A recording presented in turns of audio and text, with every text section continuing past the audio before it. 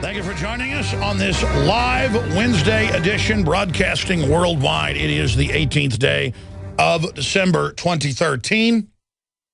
The news websites are obviously Infowars.com and PrisonPlanet.com. And we are going to be live here for the next 3 hours, as we are every weekday. And then, Lord willing, I'll be back this Sunday, 4 to 6 p.m. with a Sunday transmission. We have Infowars Nightly News, weeknights, 7 o'clock Central, at InfoWarsNews.com.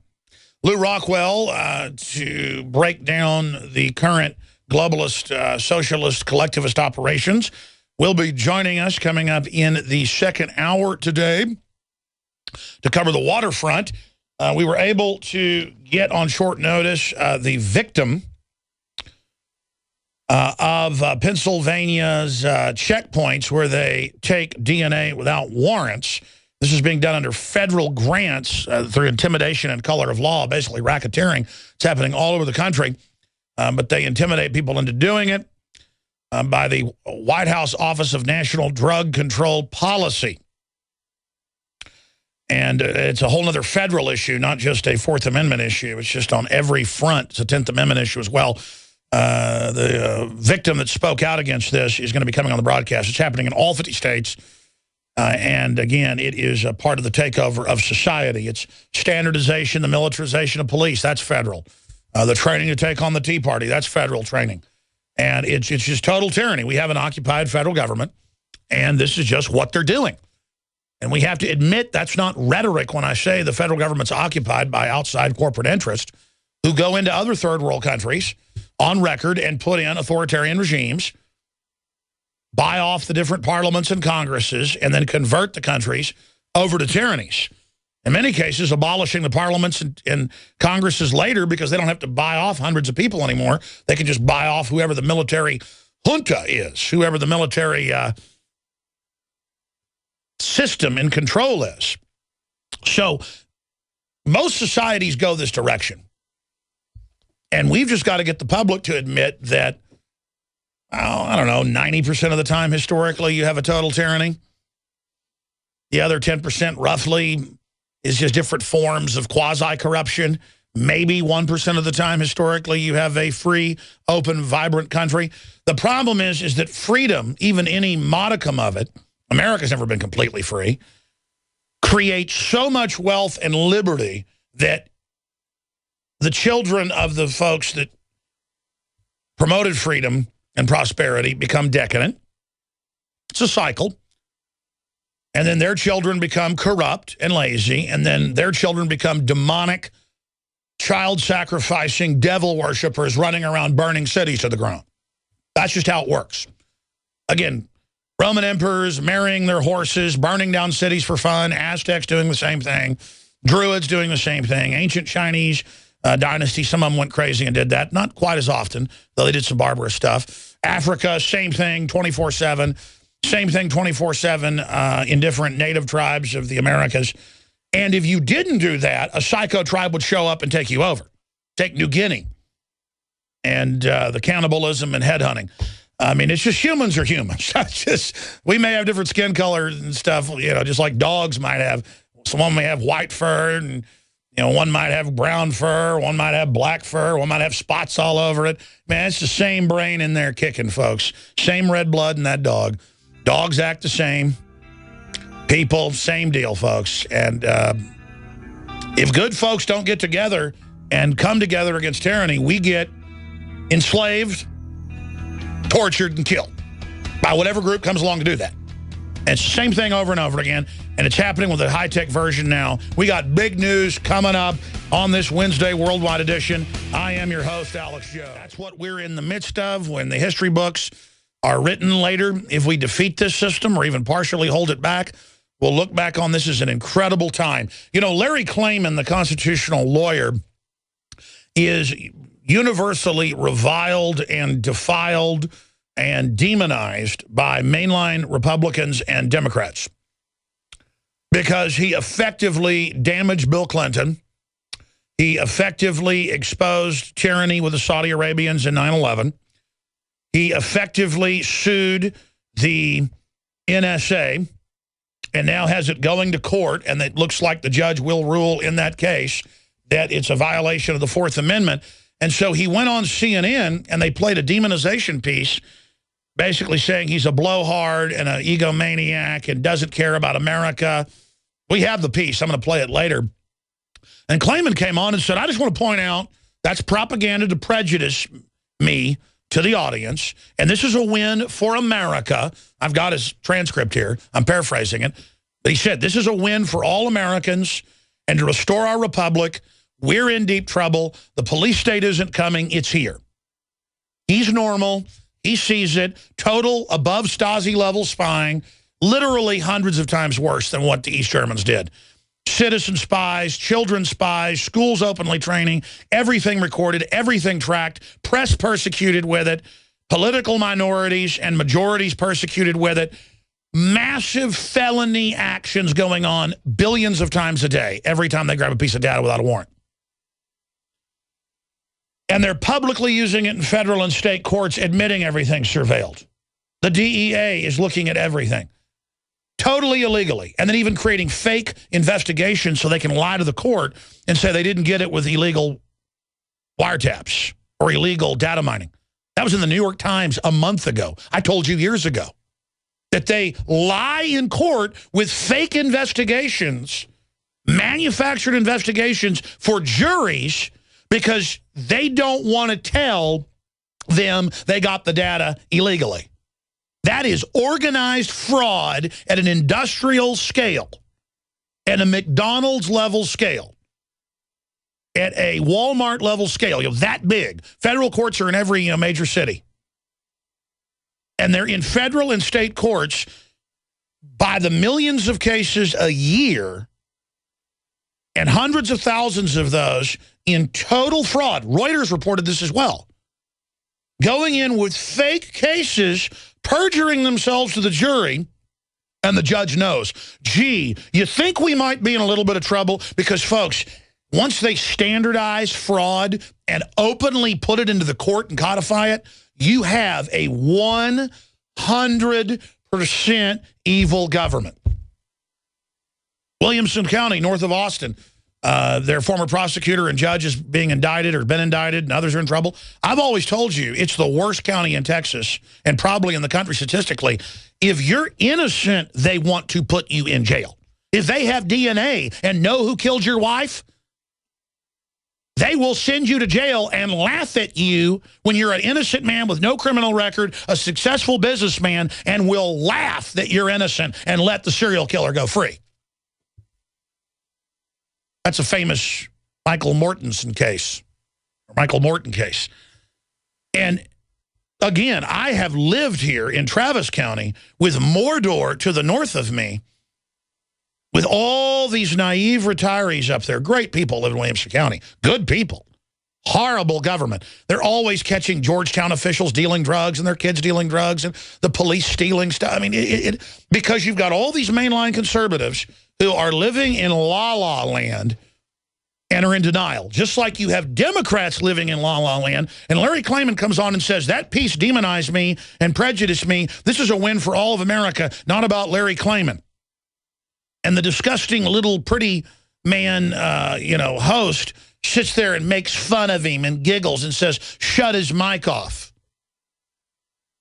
Because they've got to demonize the hero. They've got to say the good guy's bad. They've got to say the guy being harassed and threatened. Oh, and they make jokes about that. You're paranoid with your tinfoil hat, they say. That's word for word. Claiming you've been intimidated by the government.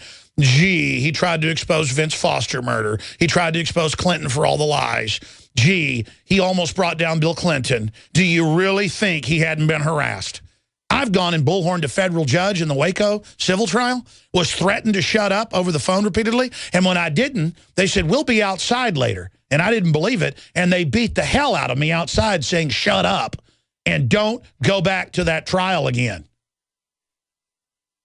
I cannot, and of course they got tore up bad as well, but I got beat up pretty bad, broke my nose, you name it. Of course, they kind of freaked out when they broke my nose, and I just went completely crazy and started slamming their heads into the concrete.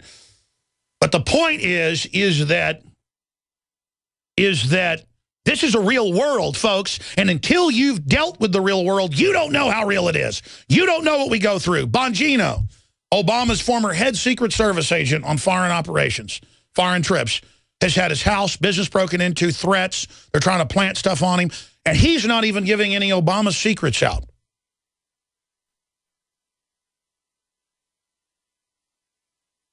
The point is, in a court of law, the trial's going forward with showing evidence of illegal NSA spying and harassment. Gee, it's admitted the NSA spied on hundreds of Associated Press reporters.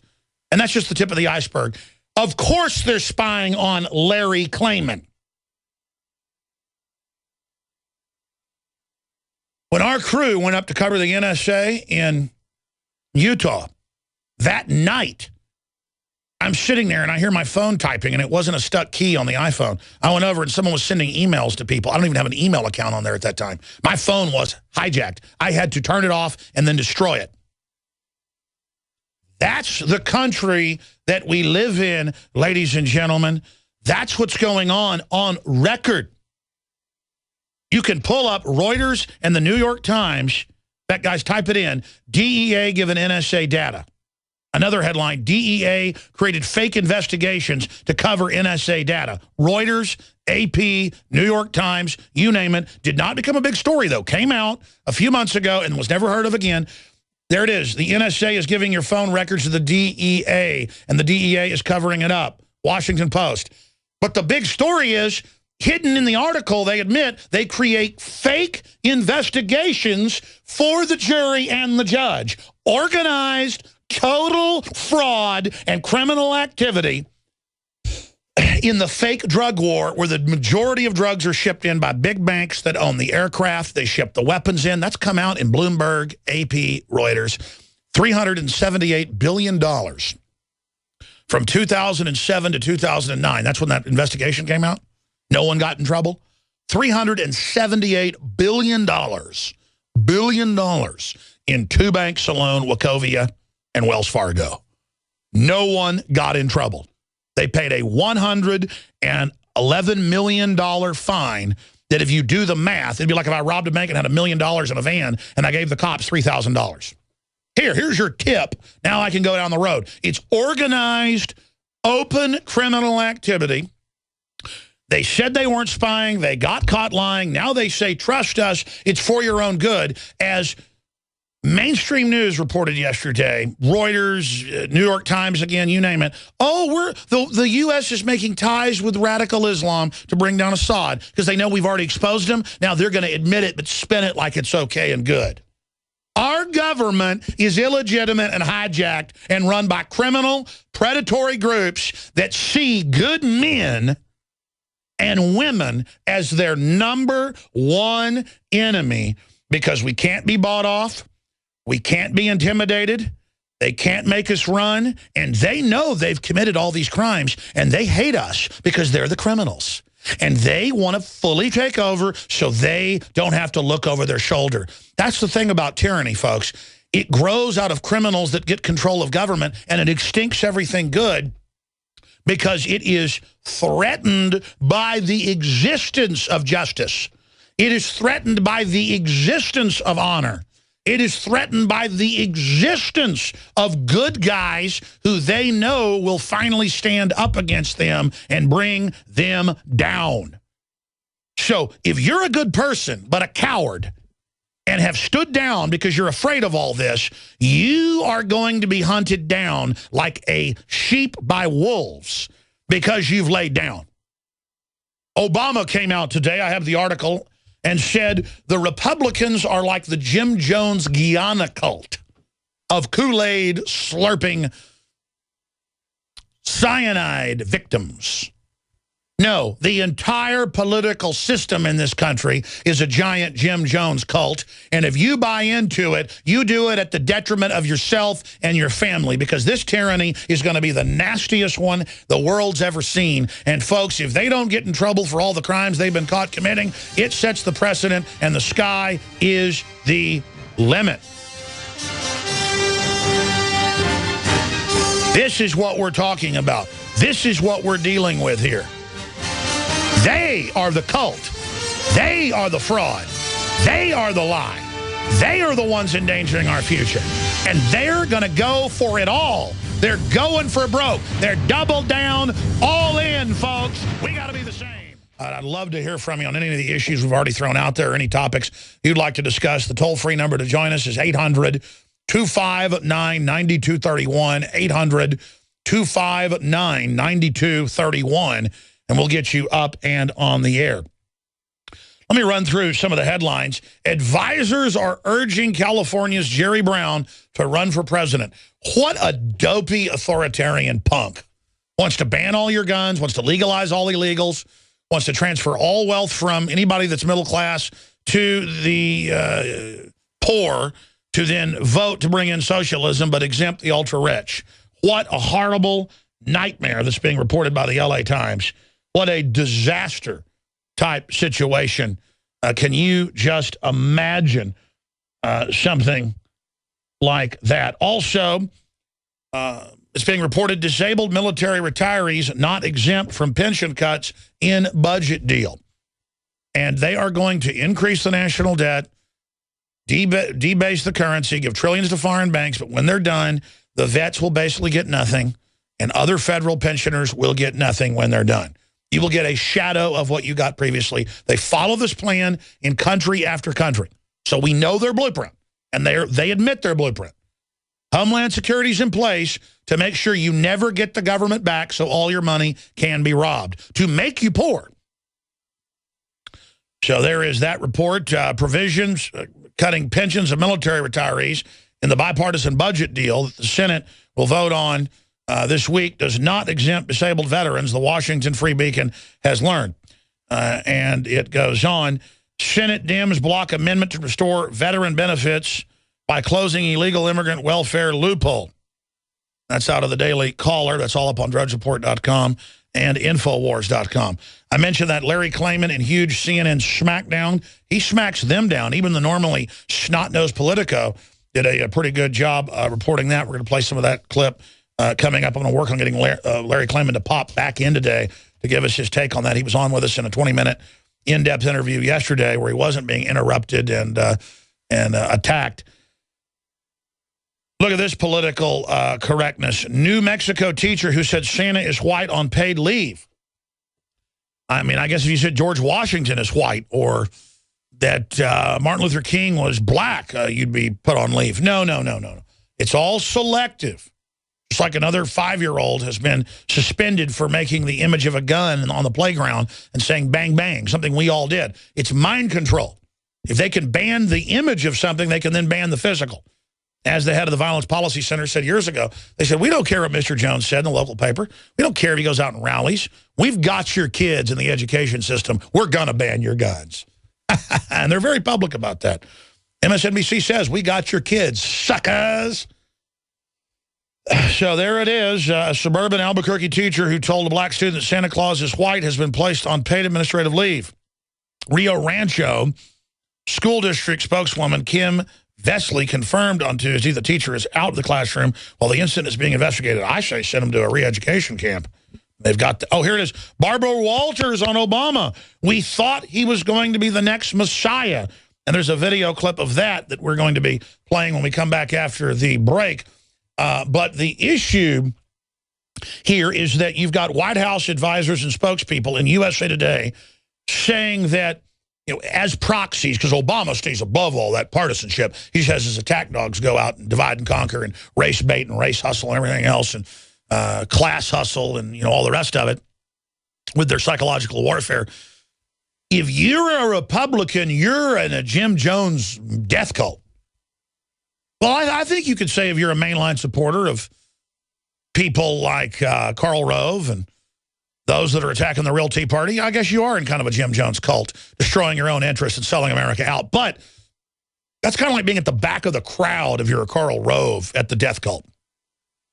Up at the front, up on the pulpit, the Jim Jones is somebody like Barack Hussein Obama selling the Kool-Aid, ladling out the fraud, betraying his mindless followers. I mean, look, they all said he was Jesus Christ. I have that in the Obama deception. I mean, we've got Jamie Foxx saying, our Lord and Savior, Barack Obama. Barack Obama. I mean, you just say that word, you get a tingle up your leg. It's like a sex cult with the folks over at MSNBC, Hardball. We're on the march. Literally, the pun is not intentional. Chris Matthews Jones and the hardball over Radio Obama. Network. I mean, I'm sorry, it's Chris. These guys are literally talking about Barack Obama like he's Marilyn Monroe or something, salivating about him like it's in the locker room and they're a football team talking about their favorite cheerleader. And hey, nothing, against that for Piers Morgan and Matthews. Both men who are heterosexual. The truth is they're just told, sell him as a godlike sex symbol. And then sell him as the person that's going to give you free cars, free houses, free everything. All you got was an Obama phone. So Carlos Slim, the Don of Mexico, the literal leader of the organized command corruption, could make billions of dollars off Obama phones. Billions of dollars off of Obama phones. And then when I had the Obama phone lady here, that was like a year ago. She's going to be in the Obama Deception 2, interviews you've never seen. She's like, no, my check's got more money coming out of it, and I'm getting hammered, and we need to get her back on. In fact, I want to get her back on in the new year, maybe fly her back here with Harvey, her husband. Really nice lady, fun to hang out with. But she says on tape, she goes, no, it's worse. She said on the show, she said, man, the new taxes is eating the hell out of me, to quote her. And that's what makes you mad when you actually analyze the facts. They raise taxes on poor people more than anybody else. That poor woman works 2 jobs and can't make it for her and her kids. And I don't blame her wanting a free phone or something. You pay enough taxes in, but see, it's all designed to make you totally poor, and then you just go ahead and give up and go on welfare. What's the point? And then now Barbara Walters comes out and says on Obama, we thought he was going to be the next Messiah. No, you knew full well, Barbara Walters. You're smart enough, like Oprah. You know exactly what you're doing. You're there to make people think he was going to save you because the country was on the edge of revolution under Bush, who again was a puppet himself as well. So you bring in Obama under unity. People vote for him for unity. You create all this division. And now you make it about Obama when it's really the New World Order agenda that's behind this whole thing. So here she is on Piers Morgan, 2 establishment Skeksis Muppets together on the same stage, now bemoaning their leader. Because now he's back in, they don't have to act like they really love him. They can get you ready for Chris Christie, Jabba the Hutt, who is basically like a Democrat. I want to go to your phone calls and a bunch of other news, but I want to play this clip, and then we have another clip of new Obama ads that teaches parents how to brainwash their kids about Obozo care, and then they also then target the children in the schools and with ads on Nickelodeon and stuff, and then on ESPN, they're targeting the sports fans, little kids, and Democrats to brainwash their kids and be part of the cult. Induct your child into fraud written by offshore banks. I mean, Obama's just got savage murder ops invading Africa, as we predicted in the Obama deception.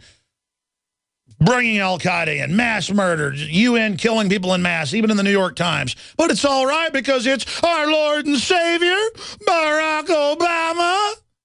And you say those of us that don't like him are all racist and need to die, like Oprah Winfrey said? That's cult-like. People don't agree with Obama because they're racist. Oh, yeah. And now, if you're just a Republican, you're in a cult. And I tend to agree with you. If you think the establishment Republicans, I've been to these establishment Republican and Democratic meetings, where there's all these wannabe hangers-on that go and have the coffee and the pie, and they sit there and the state rep comes and see them, and they all look at the person, oh, that's a libertarian. Oh, that's a Tea Partier. We're establishment. We know how to win by compromising. No, you know how to lose and be overrun by tyranny like every other country's been. You morons!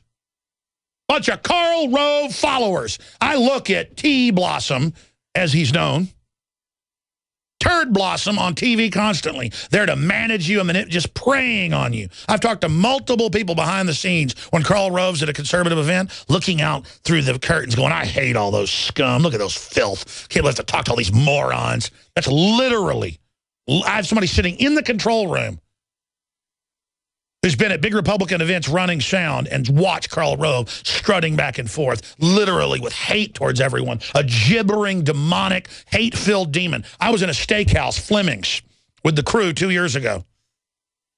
And I literally wasn't afraid of him or even scared of him. The gibbering and the laughing for 20 minutes. I was going to eat because we got there right at the same time as him and leave. But I couldn't listen with him sitting literally 2 feet behind me, catty corner, gibbering and like clicking noises like something out of a horror movie. And these laughs I'd never heard. And these weird oil people that were all with him. That's who he was with, a bunch of big Texans who just thought they were with a movie star. And Rove had his wife there and these other women. And it was like being in a Skeksis dinner. And I said, hey, get us the check. We're out of here. And they said, no, sir, we understand. Believe me, it's on the house. And I literally left the steakhouse, even though I hadn't eaten since breakfast. It was a Sunday night. I'd eaten at about 8 a.m. It was about 7:30 at night after the Sunday radio show. And I had to physically leave because of the clicking and the chirping and the noises I've never heard before. And I know he listens. He lives in Austin. His neighbors told me Rove walks around talking trash about me. And he's a dangerous guy. He puts innocent governors in prison. And yeah, man, if you like Karl Rove, you are in a Jim Jones cult. But let me tell you something. Obama's running the show, and he's even worse because he's actually got followers. Karl Rove is a degenerating commodity exposed by the Republican Party and done. Karl Rove's over. Obama and his legacy of evil has just begun. So let's go ahead now and go. Who's the real Jim Jones cult here? Here's Barbara Walters. We thought he was this messiah. Here it is. He didn't stumble around. He's there to take the blame for you, and you know that full well, lady. While the big banking cartels literally strip mine the American people, like Dylan Ratigan said, and extract us, render us down like you're cutting our organs out, you witch. While you teach the kids 2 + 2 = 5 in an attempt to murder their minds so bad they don't recognize what a bunch of chicken neck, Skeksis demons you are, leaning over them like a bunch of ancient vampires ready to be blown away at high noon. I see you, and you spiritually stink. You are like foul, rotten flesh. All right, I'm done with them. Let's go to the latest moron flypaper. OFA video teaches parents how to inject Obamacare into Christmas dinner. That's why they always stage terror attacks and stuff around Christmas, so they can dominate the table talk, so the government can force its way into our lives and squat on us and dominate us and mess with us. And so here they are squatting with these two dumb actors pushing this garbage on people. Here's the ad. Organizing for America. Oh, and yeah, the uncle's not being good either. We need you to go sign up for something that's going to triple, quadruple in price, and we're going to lower the standard, and there's death panels, and we're going under social engineering. But this is all really meant to make parents who never see their trendy kids anymore feel like they're in power and they're in charge, to make them go sign up. It's literal mind control. And then they throw it in your face in the Obama ad that he first thinks they've joined a cult, because that's what it is. They're saying, join our cult, become a sucker, become a moron. We're trying to wreck America right now under Cloward and Piven. Do the best job you can, son, please. Please, son, we're counting on you. Some of the other news that we have here that needs to be gone over. Lottery winner gives $40 million jackpot to charity. Turns out he was the CEO of a company that sold for more than $1 billion. His wife just died, and that got him closer to reality. He's a Canadian, so he's giving the $40 million to charity. I haven't seen any discussion of where he's going to give it. You know, most charities, maybe give it to Bill Clinton, where he uses more than half the money for his private jet aircraft. That'd be a good place to give your money. But anyways, good job for that guy. Continuing, ladies and gentlemen, with some of the other really important news that's up on Infowars.com and PrisonPlanet.com. We already covered this yesterday, but Paul Watson has a new article out. Chinese moon display contains image of Europe being nuked. Russia to deploy rail-mounted nuclear missiles in response to U.S. missile shield. That's a new, wonderful development, thanks to the peace leader, Obama. Establishment attacks vitamins with hoax study. That's a key boil-down video we did for the Nightly News last night. Very important, exposing that whole hoax. Very important video up on Infowars.com. Former top NSA official. We are now in a police state. We're going to be getting to that report. crash. Bitcoin collapses after major blow from China. Who's controlling the Snowden documents and to what purpose? Eyewitness to Hitler warns, keep your guns and buy more. Billion-dollar race, Soviet Union vied with U.S. mind control research. RT admits that they were involved in all that evil as well. Of course, governments are involved in that type of activity. Also, they're now coming out in England and drawing a red line on immigration or else. The EU's telling the EU, you will open up your borders. You will get rid of your sovereignty.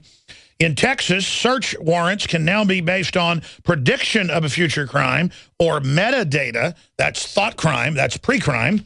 Also, Wolverine makes its official project will cease, even though it's a totally clean-burning coal plant that produces no toxins and is part of the Clean Energy Initiative under the clean energy activities of Obama. That is now shut down. Merkel compared NSA to Stasi. Well, don't do that to the Stasi. The Stasi's nothing compared to that. And heated encounter with Obozo. The Guardian's reporting. China confirmed near miss with U.S. ship in South China Sea. Microsoft Xbox Kinect could be the game changer for Homeland Security. Oh, they admit it all now. We're going to be getting into all of that for you and so much more. But right now, let's start going to your phone calls. Carl is calling in from Washington State. You're on the air, Carl. Thanks for calling in. Hey, Alex. Hey, brother. Can you hear me? Yes, I can. Okay. I just had a couple questions. Has anybody besides myself noticed that every time they start pushing gun control laws again, that there's all of a sudden more shootings? Am I just paranoid or what? And no, you're not paranoid. They've got algorithms where the national directives through ABC, CBS, NBC, CNN, even most of them don't even understand this. They can promote mass shootings in movies and TV shows and do reports on it. And statistically, they know through ambient mind control and suggestion with highly suggestible people on psychotropic drugs playing shoot-'em-up video games that a certain demographic statistically will go out and conduct a mass shooting. There's been studies out decades ago that when they had lots of shows about people shooting cops in movies, people would then commit suicide by cop because the idea was introduced to them. A famous example of this is they knew this since the 20s with first skyscrapers had been built. When someone would jump off a skyscraper to commit suicide, if the news covered it, suddenly within hours of it being published in newspapers, and then in TV it was worse, there would be droves of people, sometimes 2 or 3 at a time, showing up trying to jump off because of the idea.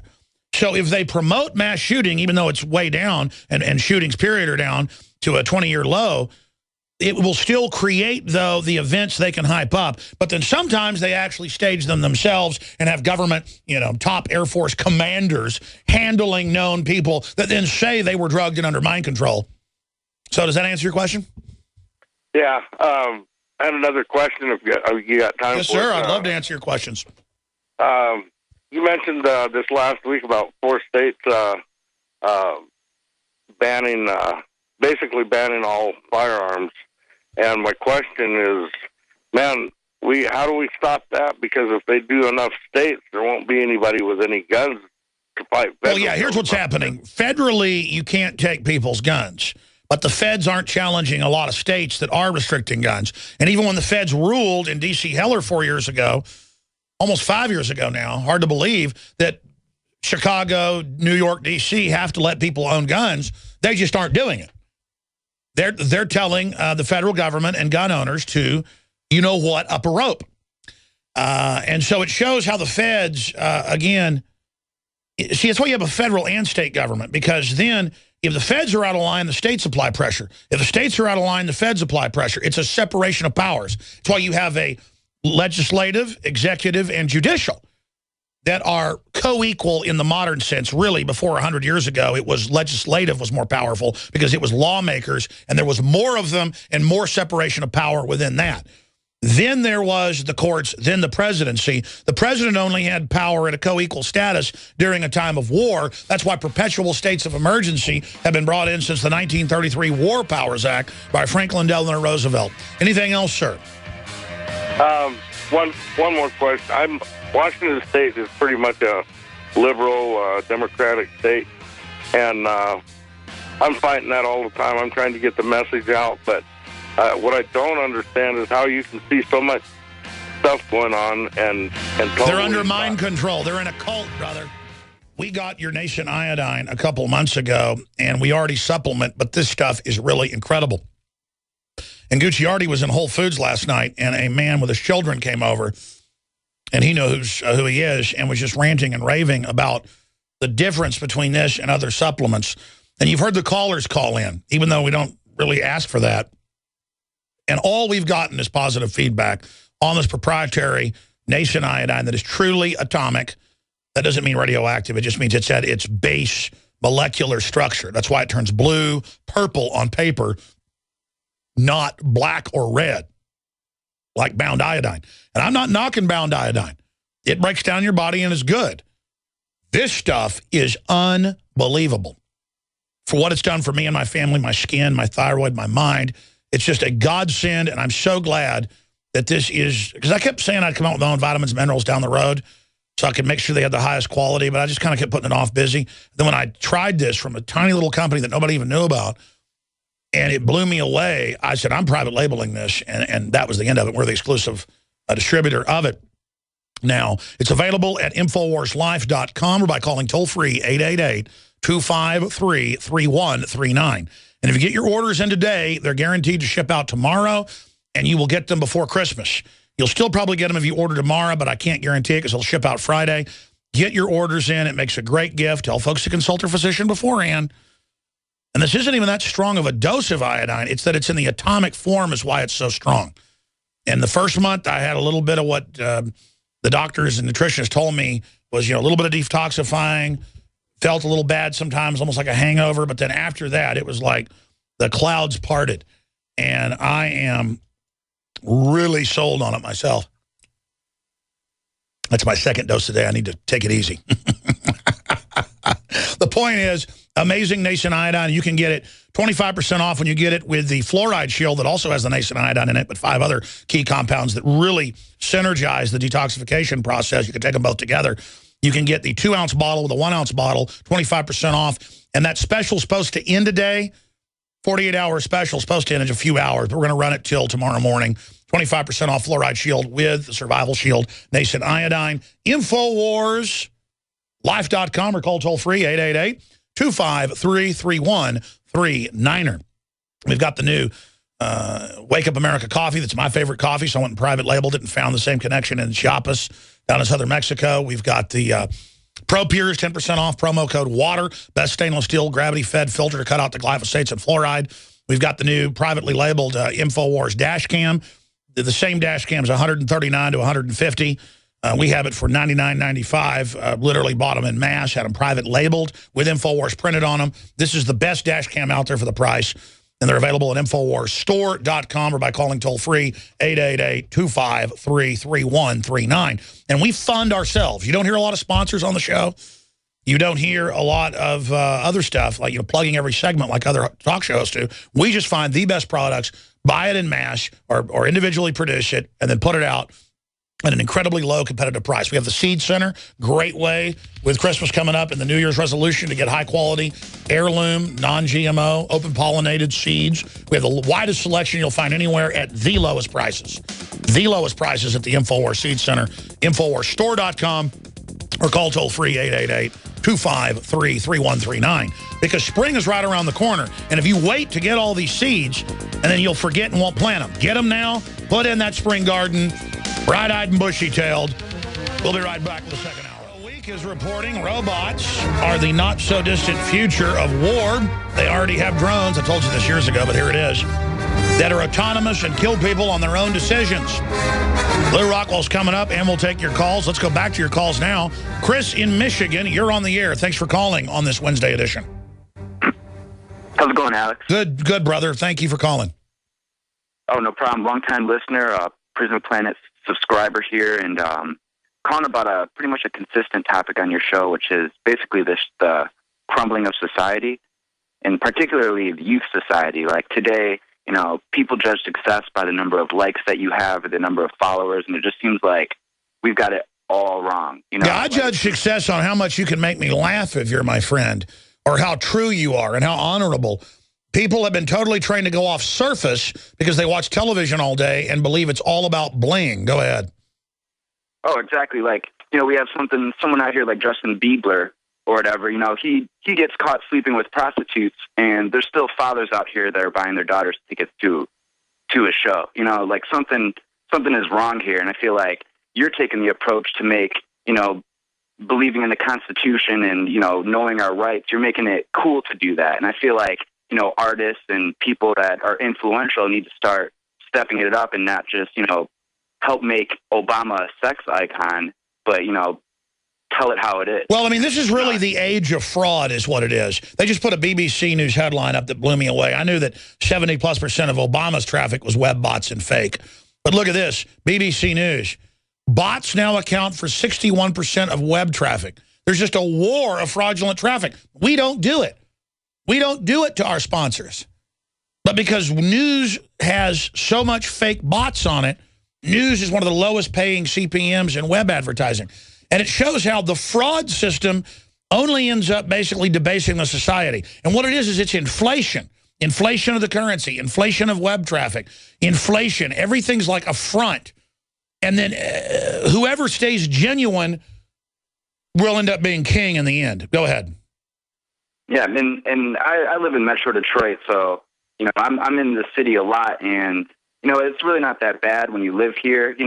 I've got situations where I've got my car broken into and everything, but just seeing how, someone came to power without being voted, and, there was no protest. That's right. They're now appointing people up there, and they paid to move General Motors to China with the bailout money. God bless you. Great caller. Let's talk to Mark real quick in New Jersey. Says worked at hospital. Wants to talk about consent forms. Go ahead.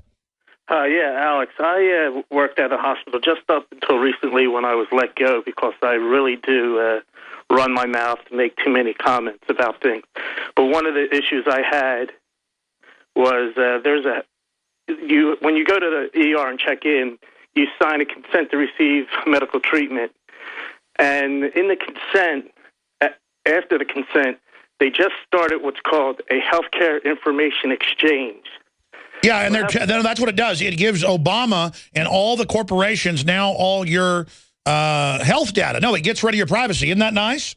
Yeah, and people are signing this willingly, not realizing that this puts it out. I mean, it really puts it out on the internet where... By the way, they're just trying to get you to consent. They already give it to everybody under Obamacare. But, I mean, can you believe, though, how hardcore evil that is and that you're a racist because you don't like losing your medical records, according to Oprah Winfrey? And I was opening my mouth. I was telling people, well, I hope you realize by signing this second thing, you're given authorization for third-party people to get your information, and that's sales, that's pharmaceutical companies. It's everybody. It's a demographic, literally, of your health, your personal. Yeah, well, the Democrats and others have tried to deny that, but it's in the legislation, and PolitiFact and others say that isn't the case. I mean, it's in the waivers. It's what's going on. The death panels are real. Emmanuel admits it's meant to take over the healthcare system. Great point, sir. People perish for lack of knowledge. Wesley, Lori, Tony. Coming up. Advisors in USA Today and other places saying anyone that is a Republican is a member of the Jim Jones cult. And I would agree, if you're a mainline Republican, you might as well go join a cult in Guyana and drink cyanide. But compared to the mainline Democrats who call Obama their savior, and Barbara Walters saying they thought he would be the Messiah. That's a quote from Piers Morgan. We played it last hour when she was on Piers Morgan.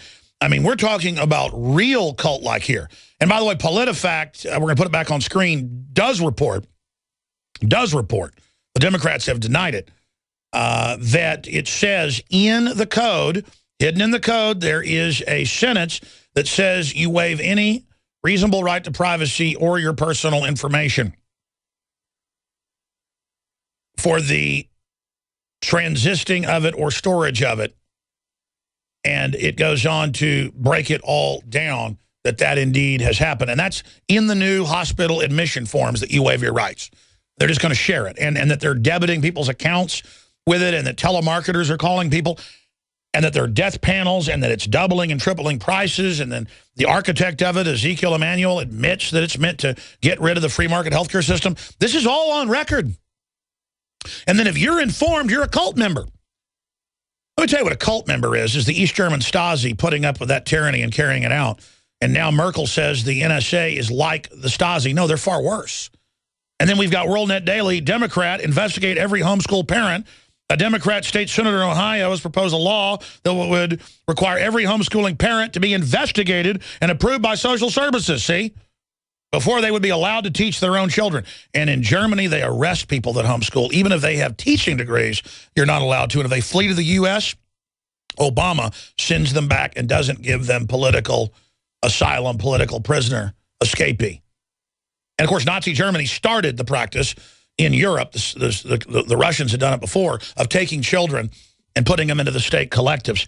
So the Homeschool Legal Defense Association, I want to get them on, calls the bill, sponsored by Senator Capri Cafaro, the worst ever homeschool law proposed, SB 248. Remember, MSNBC says in promos, your children now belong to the collective. Now, Lew Rockwell, the chairman of the von Mises Institute, the School of Austrian Economics, and, of course, former chief of staff for Ron Paul, joins us, and he also co-hosts and does shows over at the Ron Paul channel that I was honored to be on Monday.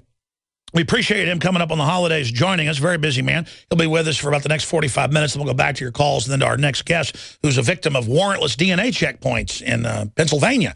It's happening all over the country, though. Pennsylvanians coerced into giving swabs under federal program. So this is all the bum rush tyranny. Before I get into Obamacare, the wars, menacing Russia, where he thinks things are going, I want to ask Lew Rockwell of LewRockwell.com. As a really smart guy who has, and I'm not kissing his hand, and it's true, great gravitas in understanding socioeconomic and political movements. We see a massive awakening, but we see a bum rush by tyranny to engage in extreme exercises of abuse to set the precedent, break our will. A known criminal precept throughout history. So, A, what does he say about this almost orgy of corruption going on? And then how do we counter it, and where does he see it going? And how do we avert these different kleptocratic communist Chinese, the Russians, the insane people that run the West, which I would say are the most evil of the three predatory power groups? What do we as individuals worldwide in solidarity with free individuals? I love Russians. I love Chinese. I love everybody. I know you do as well. How do we get this love train going to try to counter our psycho governments before they start World War III, Lew Rockwell? Well, you know, one of the things that, Alex, that's been so encouraging has been the reaction of people in this country and all around the world about Edward Snowden, one of the great men of American history, of course. What his leaks have taught us about what the government would like to do to us, is doing to us, and is doing to everybody on Earth. As Glenn Greenwald pointed out in testimony to the EU Parliament, you know, it's the goal of the NSA to abolish individual privacy for every person on Earth. So that's, you know, they're, of course, not only are they totalitarian, they're insane, as, of course, if we think of what, you know, Acton said about power, there's maybe a third step, you know, you become insane, because men and women are not supposed to be exercising this sort of control over other people. So the people who do it, who lust after power, there's a diabolical aspect to them, but they also go crazy. So these are the people we're up against. I think they can be beaten, and I think the key is exactly what you mentioned about a solidarity among the peoples of the world against our governments. So we have a totalitarian government in the U.S. This is no longer a free country. We still have pockets of freedom. But John T. Flynn, the great old right journalist, defined totalitarianism as when a government felt it could do whatever it wanted. It wasn't necessarily doing everything it wanted to do, but there was no restraints on it. So certainly that's the view of the U.S. government, whether we look at Obamacare. And by the way, bad government interventions, all government interventions into medical care, didn't start with Obama, didn't start with the Democrats. It started with Eisenhower. Truman actually tried it first. Nixon was terrible. Reagan was terrible. Kennedy was terrible. Johnson was terrible. All these guys are, you can be assured of one thing. If any guy gets to be president of the U.S., he's a bad guy. That's just part of his resume. So these people have totalitarian ambitions for money and power. They want money, they want sex, they want all the other things that come with being a top politician. But the key thing they want is power, because if you have power, then you can bring about all these other things. So we have this carbuncle in D.C. and all its corporate allies arrayed against the American people. Similar things in other countries. But I think Americans are waking up. And I must say, when Ed Snowden first did his heroic act, I thought, boy, it's wonderful for us to know this. It's good for us to know what's happening to us. But I think Americans are such sheeple, they're not going to care. Well, I turned out to be wrong, thank goodness.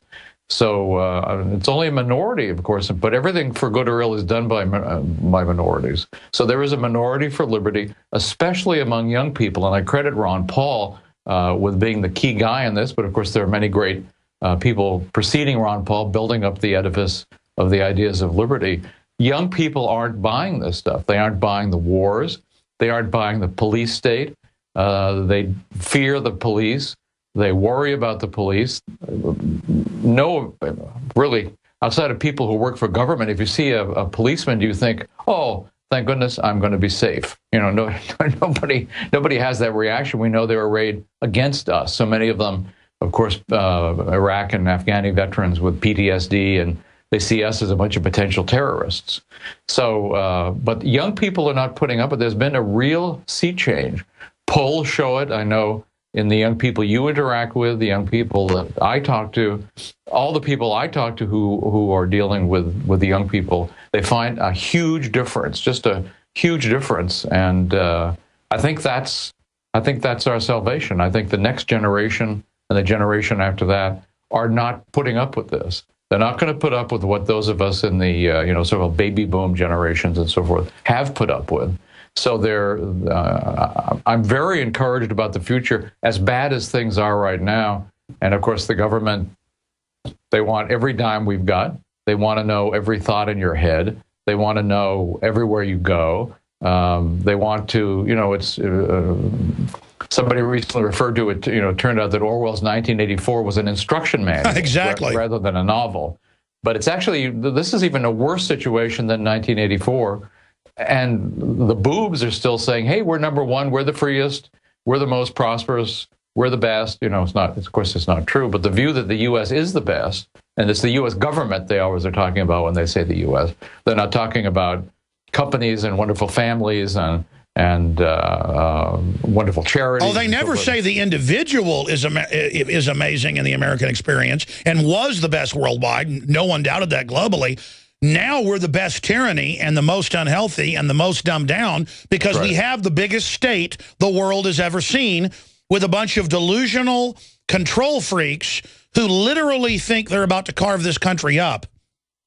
And the biggest empire the world has ever seen. It's not only the biggest state here at home, it's the global state, which of course has even ambitions to control the solar system. So there's nothing that's beyond them, and it's always important to remember when we're dealing with the state, nothing is beyond them. Any evil, any horrible thing that they might contemplate doing, if they don't do some great evil, it's only because they haven't thought of it, or they felt it was not in their interest, or they felt they couldn't carry it out. But it's never their reaction, uh-oh, we can't do that, it's wrong. That's never their reaction. So this is a very bad bunch of people. They're thieves, they're murderers, they're guilty of all kinds of crimes. And maybe the great libertarian insight is just because you're in a government suit, just because you work for the government, just because you have a bunch of little medals on your chest or a badge on your pocket or whatever, doesn't mean that you're above the moral law. We are all subject to the same moral law. So the things, Alex, that are illegal for you and me, and rightly illegal, murder, theft, kidnapping, and so forth, don't become public policy when creeps from the government do them. They're criminals. They're criminals. Well, Lew Rockwell, I think what's really backfiring on them, and I want to come back from break and get your take on this and cover some of the issues, is that they're trying to treat us all like we're criminals and give us not just all this race-baiting guilt, but also guilt like we could all be terrorists. And everyone really instinctively knows, hey, I'm not a perp. Statistically, government's more of a perp. Quit treating me like I'm scum. That's right. That's right. I hope that the American people have had it, and they're not going to put up with it anymore. We're going to come back with Lew Rockwell, LewRockwell.com. He is the chairman of the Von Mises Institute. I want to look at the economy with you when we come back. Okay. What's happening in the real economy? I travel the nation. It's rotting. It's falling apart. And all the real numbers show that. We've got all these Cook statistics. How long can the facade stay up? I don't think it's up. 6% approval rating for Congress. Ceausescu was more popular than that in Romania. I mean, I think cancer is more popular than Congress right now. So, or gonorrhea at least. We're going to be right back with Lew Rockwell, libertarian icon. I'm your host, Alex Jones. Our site's Infowars.com. Follow me on Twitter. If you price check at Walmart, they threaten to arrest you and threaten to put you on a ban list.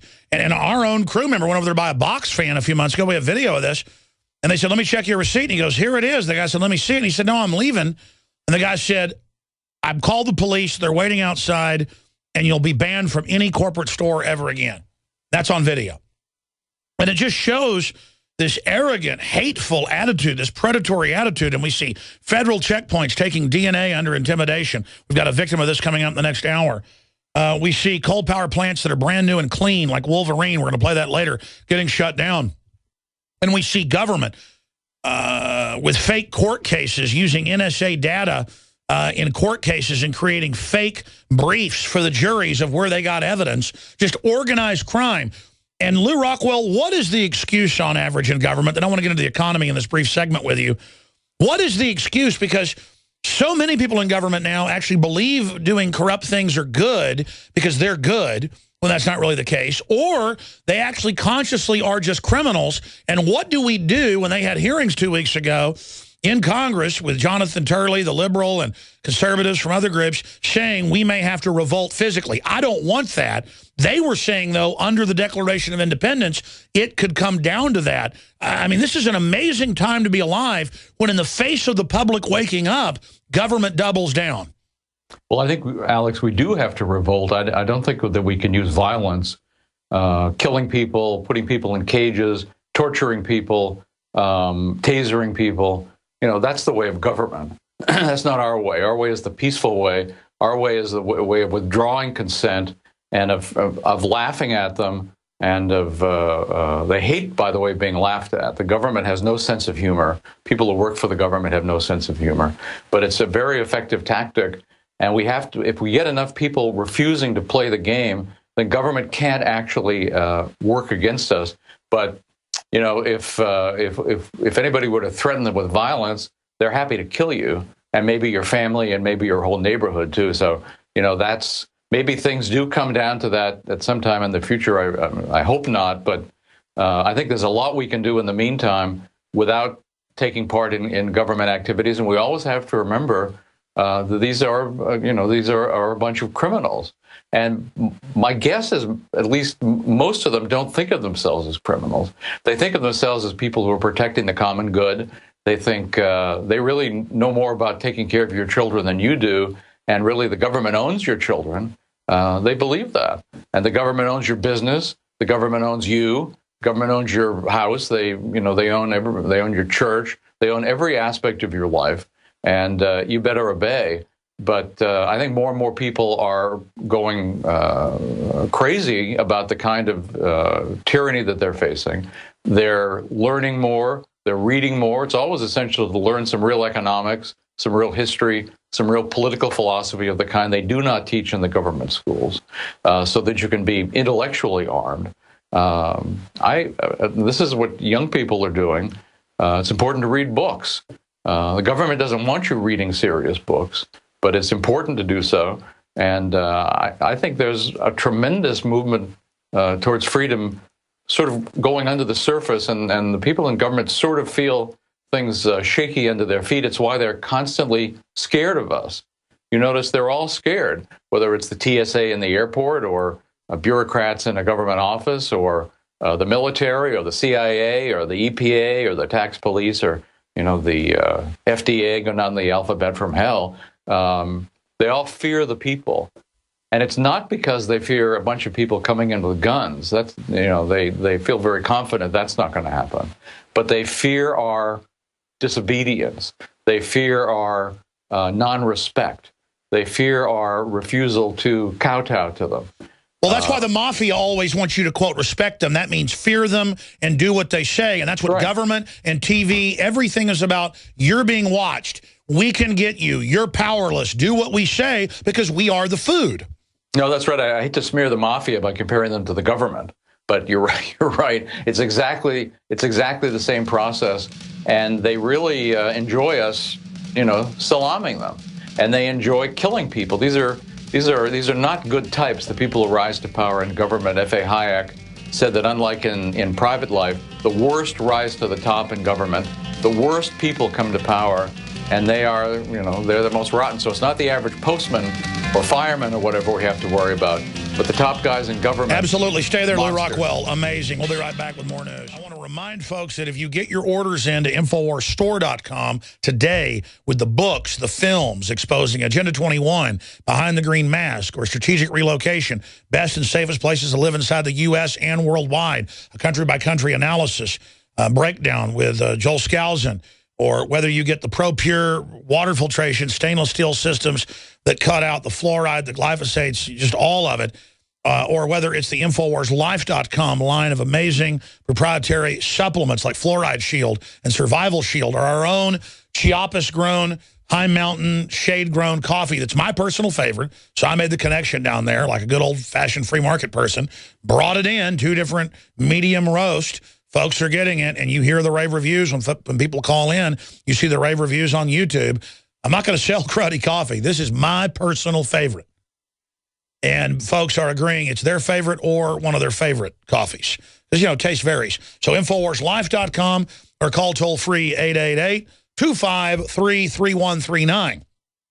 We now also have a new line that is collectible because we only do one run of the stainless covered belt buckles. They're all brass, but one is nickel-plated and the other solid brass with George Washington with the answer to 1984, 1776. There's only 500 of each of those. They're going to sell out very, very soon. We've got Made in America golf shirts with patriotic messages, trying to bring industry back to this country through free association. MadeIn1776.com will take you directly there. We have Made in America American flags, money clips, lapel pins that'll strike up conversations, ball caps, MadeIn1776.com, or just go to InfoWarsStore.com. You can find the link in there to the 1776 page. But all of your purchases fund this operation. We don't take taxpayer money, as you know, like most of the mainstream media does through their parent companies getting bailouts, or stimulus money like MSNBC, or hundreds of millions like NPR to preach an anti-human, anti-God, anti-liberty message. We're funded by free association by people like you out there. So thank you all for your support. Please be sure and support our AM and FM affiliates by telling people about the show and other shows that are on those stations, becoming a sponsor or supporting those sponsors and letting them know why you support those sponsors, because they want to bring a tyranny in to have a controlled economy because they're afraid of the markets, you voting with your dollars, your euros, your currency, and then moving them seismically. I want to ask Lew Rockwell about this.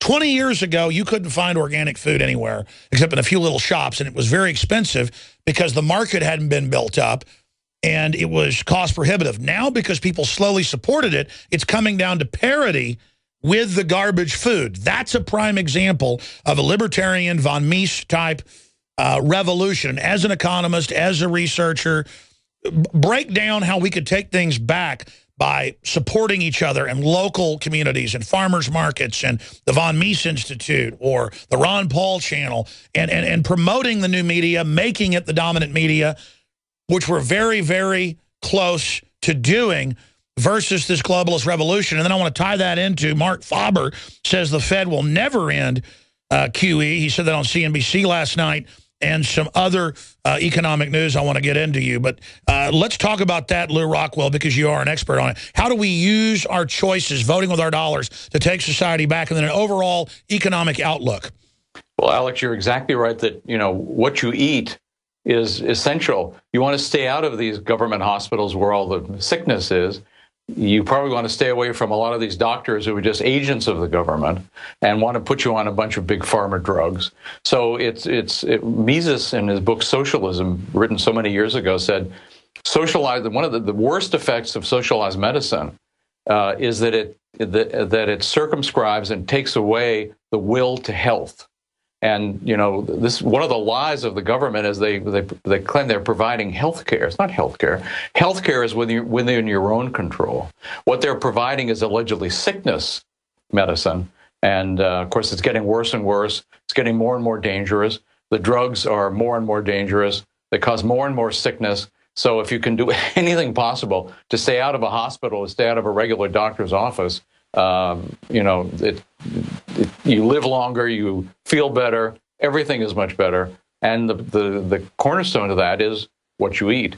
So it seems to me that's the first thing you could do. I like the primal diet, but, you know, whatever works for people, you know, that's what they should do. But you have to take responsibility for yourself and what you eat, in what you store, in all, you know, how you live your life, exercise, all those kinds of things. You can't look to that, to Obama or the rest, or, you know, Dr. Emanuel, one of the monsters of socialized medicine in the whole world, who was put in charge of this whole evil program. But it's not, I should also say, really, when I call it socialist medicine, it's actually not socialist medicine, it's fascist medicine, because it's the big companies in the healthcare industry, in the pharmaceutical industry, in the insurance industry, in cahoots with the government against the rest of us. So it's a classic fascist operation, Obamacare. But look at the opposition to it. They, not only because they're incompetent, but more and more the people study it, they see what's happening. There's a revolution going on in opposition to this thing. So I think they're going to have a lot of trouble, not just technically, because of course the government is, you know, composed of a lot of boobs sometimes. They sometimes have, unfortunately, smart people producing killer robots and atomic bombs and all their other things. But they certainly don't produce anything anybody needs or is good for society or is good for the flourishing of human beings. They're the great center of opposition to the flourishing of human beings, except, of course, for themselves, for the 1%, maybe the 10th of 1%. Is the actual... Let's talk about the economy. Again, we have the chairman of the von Mises Institute on, whose research in Austrian economics are proving absolutely accurate and the true veritas compared to the Keynesian fraud and other systems. What is the position of the world economy based on the numbers you've got and all the economists you work with as the head of your prestigious organization, some of the top economists in the world, you know, now basically adopting this school of thought? What is the real state of the economy? Well, I think we all fear what, as you say, what Mark Faber said last night, that they'll never give up on QE, but they don't actually want hyperinflation. Hyperinflation is not good for the people at the top. It's not good for the government. They couldn't care less that it's bad for regular people, but it's bad for them. It's very destabilizing. So I don't think they actually want it. On the other hand, they're so arrogant that they're capable of doing things because they think they know better. They think there's no such thing as economic law. They can just do whatever they want and have whatever impact they want it to have, and, you know, nothing bad happens. So it is possible to have hyperinflation.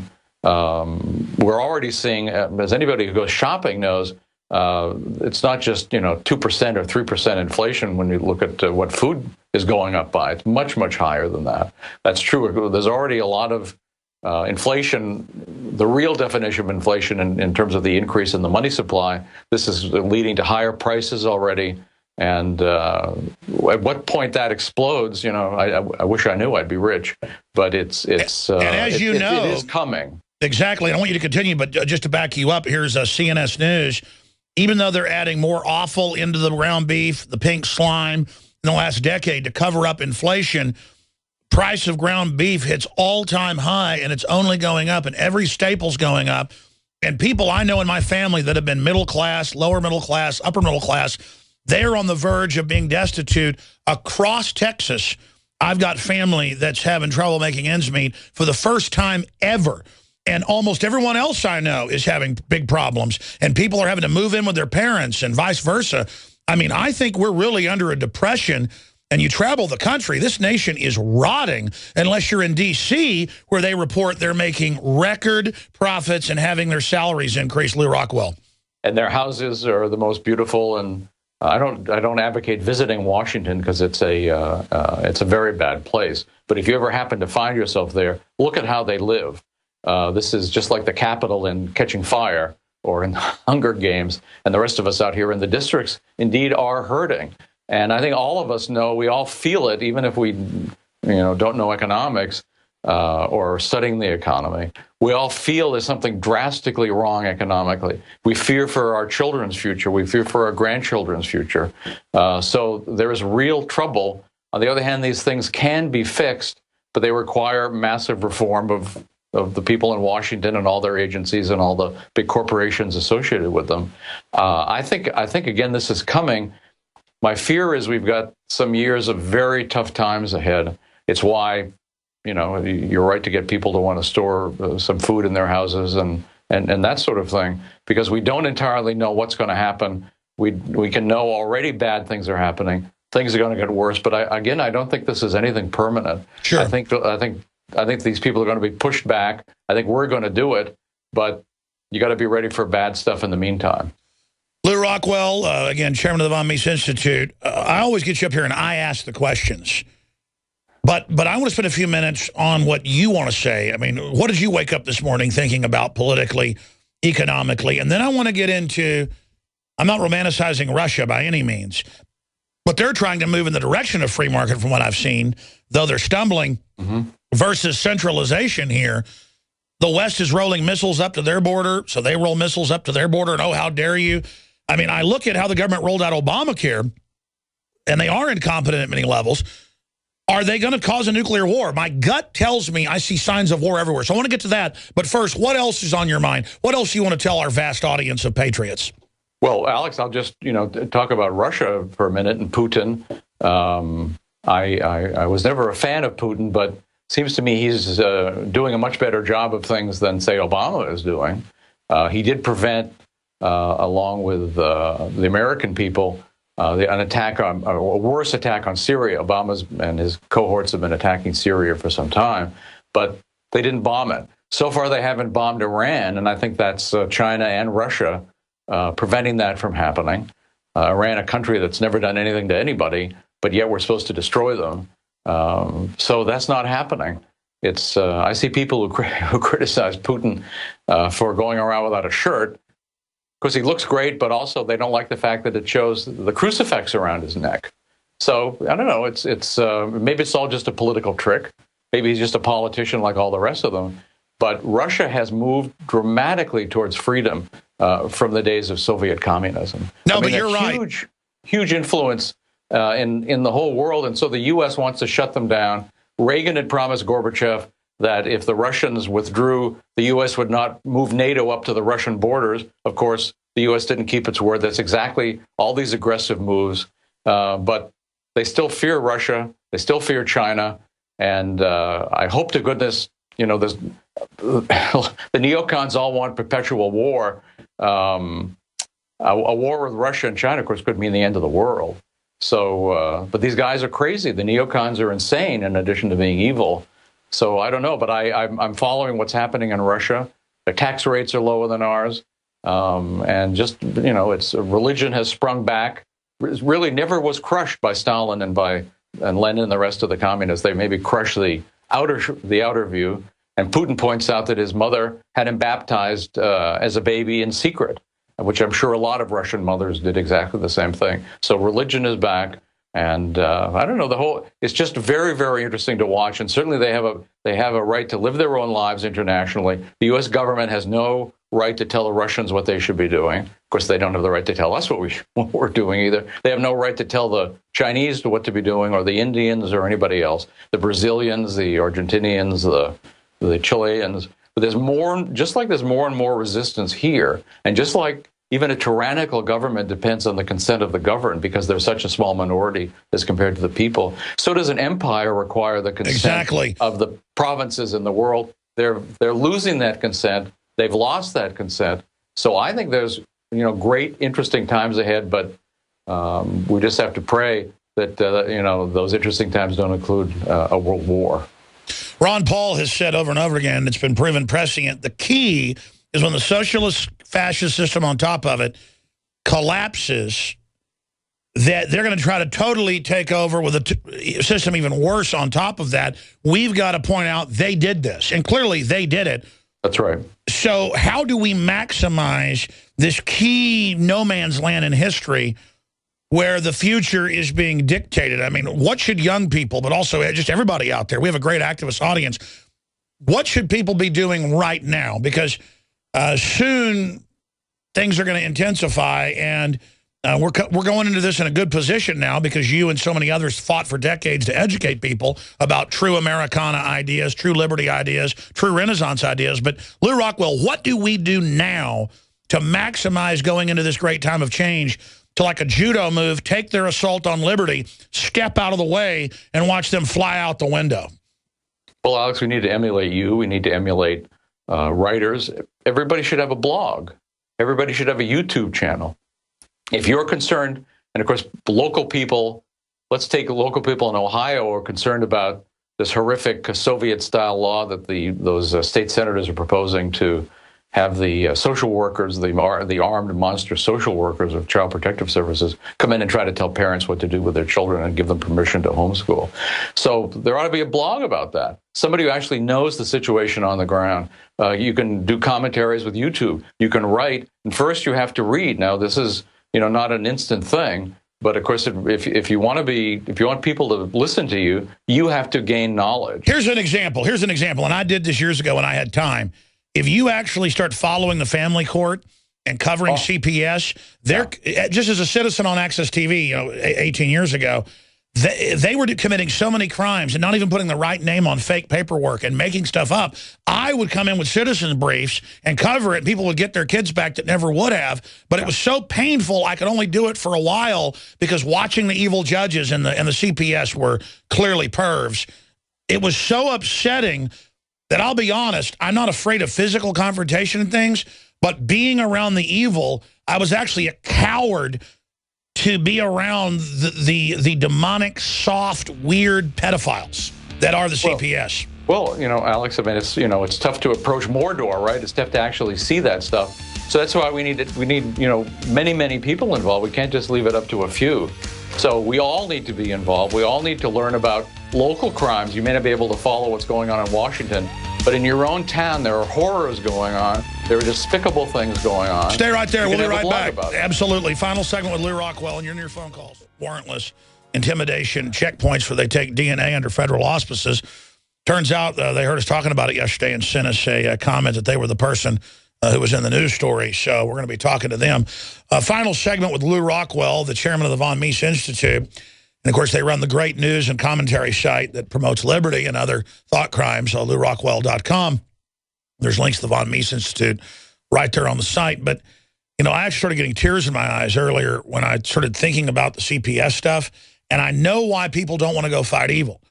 Because if you actually go out there and look at it, it's real, it's going on, and it tears your guts out. But it's only going to get worse if we, the people, don't stand up and take action. Look at how they're demonizing Christians. Look at how they're demonizing the family. These really are weirdo control freaks. A normal, successful person does not want to run other people's lives. And it's so popular they can't get people away from them with a stick.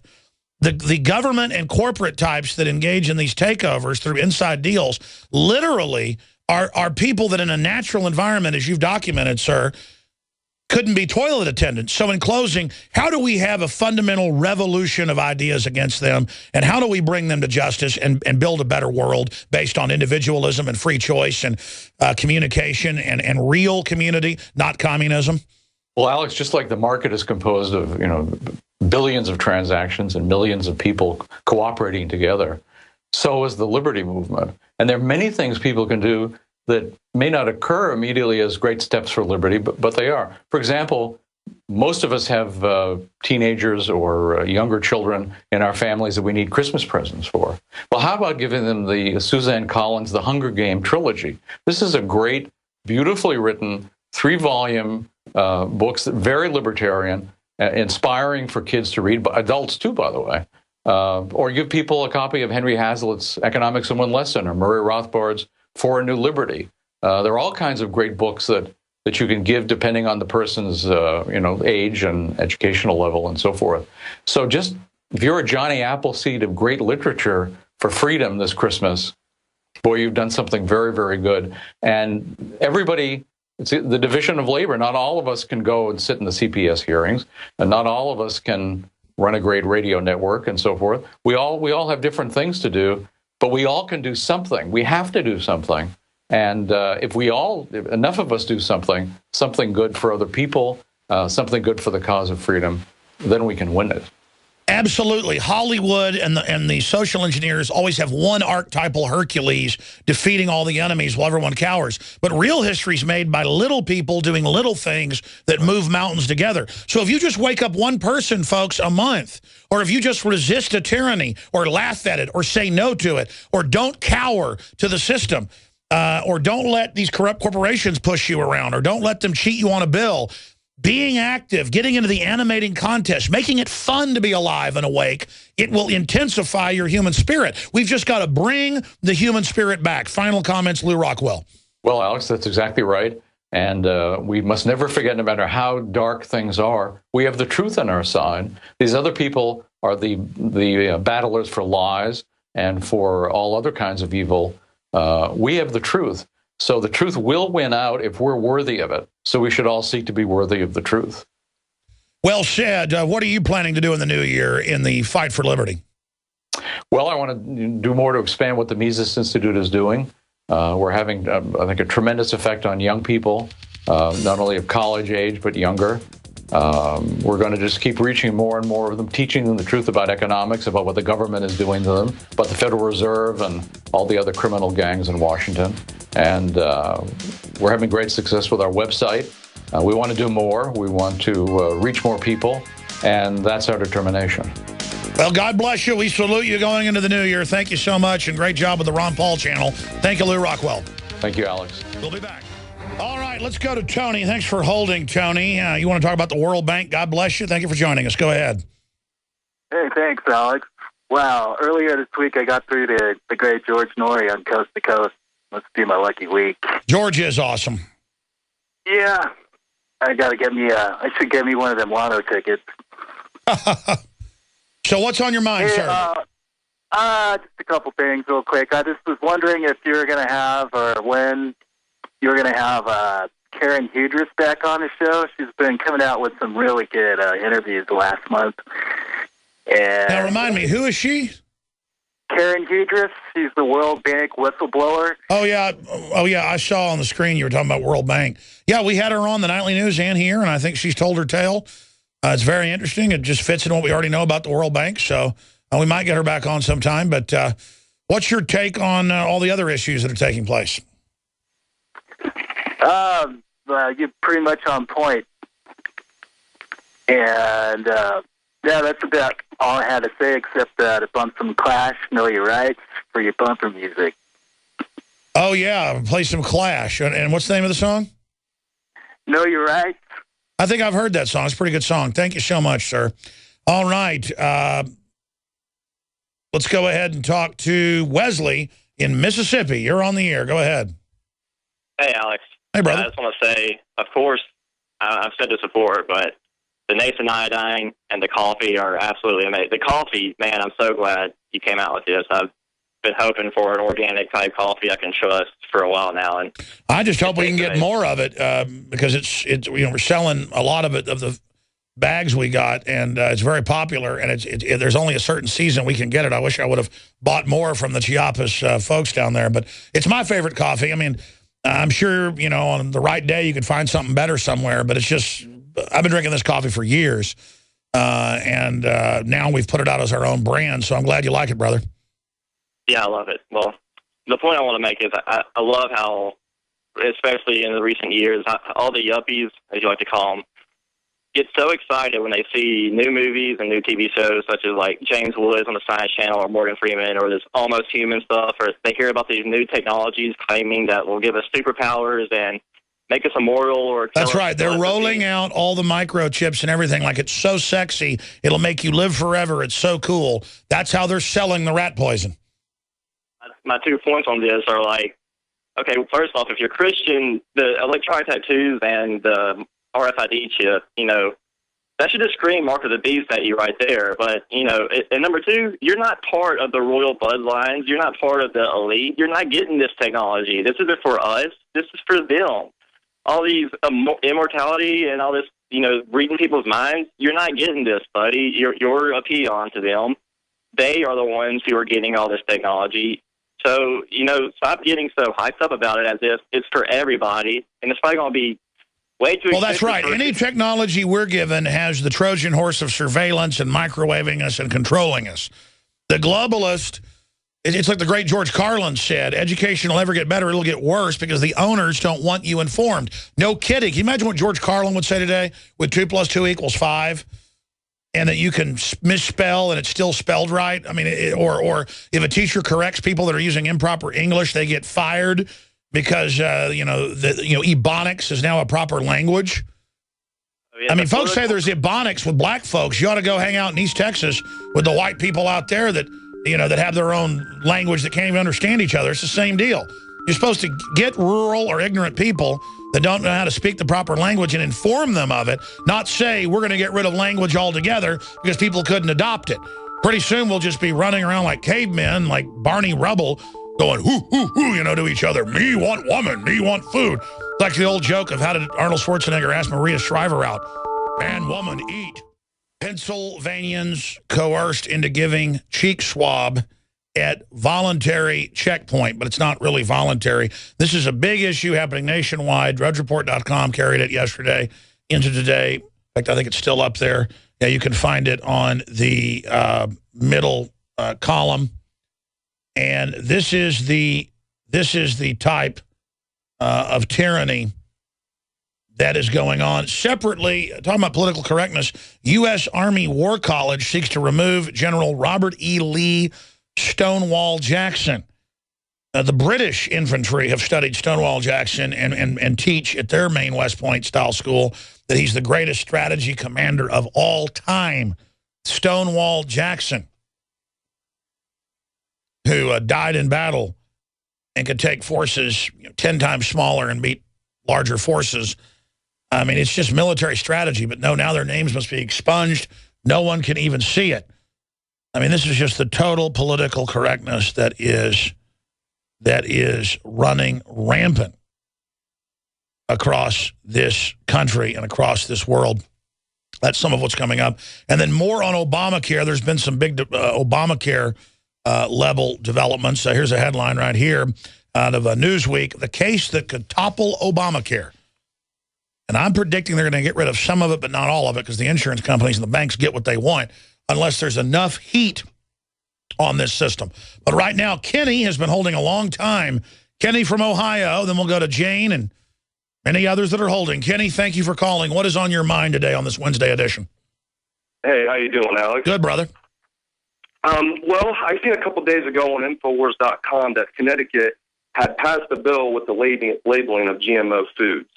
And I have two quick questions about this. My first one, will other states follow, and when do you think they will? And my second question is, I live in Ohio, and I live near Amish country. And I've always wondered, would it be safer for me and my family to buy and drink the milk that the Amish have than to buy the stuff that they have at the store? Well, I personally am going to tell you what I would do here, and you can make your own decision. We in this office have both regular creamer for folks in their coffee, organic creamer from the store, but it's been homogenized, basically turned into liquid cheese, and they boil it, ultra homogenized, or pasteurized, I guess is the proper word, pasteurization, boiling it. And then we have Mennonite. It's like Amish light, not of the original German/Swiss folks that came over here 300 years ago and now are all over the world, bringing prosperity to wherever they go. Great people.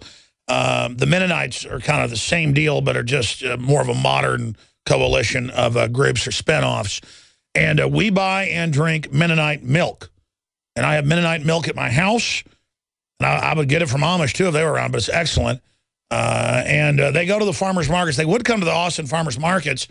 And then under free association, if you wanted to go to the back of their van, you could buy milk that was milked that morning.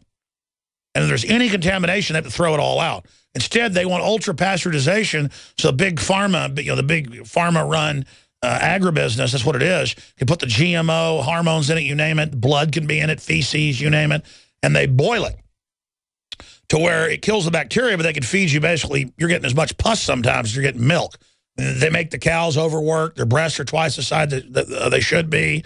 The udders are exploding. They get all sorts of diseases. By the way, I work for a large animal vet, so I've gone and worked on dairy cows. I'm not going to say any more. It's unbelievable what the big GMO ones do versus the cows that are taken care of that are very happy. And regular milk is not even milk. Regular milk is basically garbage. And we should, with the market, demand that we get whole raw milk. But the feds and states have laws blocking it. Just 50 years ago, most of the milk you would get was raw, unpasteurized, that the milkman would drop off, and it was the best in the world. They want stuff that can last weeks. That's why they're going to the super ultra pasteurized that never basically goes bad, like McDonald's food under glass, and radiating the meat, the chicken, the poultry, the fish, so they don't have to clean it. And they actually spray live virus vaccines, as they call them, on most of the meat now that causes incredible intestinal disorders. They've been doing that for 7 years since the FDA approved it. So they can actually feed you rotten chicken, rotten beef, rotten, you name it. They take rotten dead animals, put them in giant vats. They call it offal, grind it up and feed it to cows. They feed blood of slaughtered cows to calves. Cows aren't supposed to eat meat, folks. They're herbivores. Pigs are omnivores, so are we. So there you go, ladies. A tiger is a carnivore. So I hope that answers your question. What was the other one? And the other one was what Connecticut did with their labeling of GMO foods. How long do you think that other states will follow exactly what Connecticut has done? Well, I haven't really been following the Connecticut situation. Guys, will you search and see Connecticut votes for labeling? To show my ignorance, I wasn't even aware of that. I knew they were having a battle. I didn't know that had happened yet. I know California failed via fraud and lobbying by big corporations, and I know Oregon just failed, unfortunately, and other states. But I think we should just vote with our eyeballs and only try to get what is organic. But I appreciate your call. Really, really good points. Yeah, there it is. This is the time Connecticut government signs first GMO labeling laws in U.S., and that happened 4 days ago, 5 days ago. So very good news from AFP. All right, let's jam another call. Thank you for holding, Jane. You're on the air. Go ahead. Thank you for taking my call. Thanks for calling. I'm actually calling today, Alex, because you have to bear with me. I'm a little nervous. I used to work for the federal government. I worked for them for almost 13 years. And I worked for the Department of Veteran Affairs. And, your show was primarily responsible for waking me up. But, I kind of knew things were awry when I first, about 3 or 4 years before I left the VA. Just the way veterans were being treated, substandard care. And now I see with this legislation with Obamacare, isn't that a direct contradiction to the HIPAA laws? What is your feelings on that? Well, that's what Obamacare really does, is let them charge you more for less care. And you're right, there are laws saying you've got to take care of disabled veterans, and that's why they're really pushing to get private charities to take care of them, because they're planning to just get rid of it. And then they know the vets and their families are going to probably be one of the biggest groups that's going to rebel when they're robbed and their contract is violated, because there is money to take care of the veterans. And it's outrageous, and it just shows the sky's the limit if we don't get this government back in line. And, we criticize government all day because it's been hijacked. I was going to tell Lew Rockwell, but ran out of time. I found the most awake group is military, government people, and then police. Not because they're angels. They're in the middle of it. They know how corrupt it is. A lot of people go into the military, they don't agree with me, and come out agreeing because they're like, wow, you weren't lying. And so they're going to take the government employees' pensions as well. Look, they've done this in other countries. What do you think? I remember when I worked at the VA, I've left my job, Alex. I don't work there anymore. I understand. I resigned because I couldn't take it. I'll give you for instance. Well, I'll tell you what, do this. You've already held long enough. I got to get a special guest on for about 10, 15 minutes. If you'll hold, I'll come back and give you 4 or 5 minutes. Jane, to finish up with what you saw in the VA. And I can hear the shaking in your voice that upsets you so much you have humanity. I'm the same way. I started talking about CPS court and got really shook up because I couldn't help all those people. And I couldn't, I actually helped some of them. I couldn't be around it. And it really hurt me bad. And also made me have a lot of hatred for people in the government. So I had to actually quit helping those children. So we're going to come back and talk about it. Pennsylvanians coerced into giving cheek swab at voluntary, that's in quotes, checkpoint.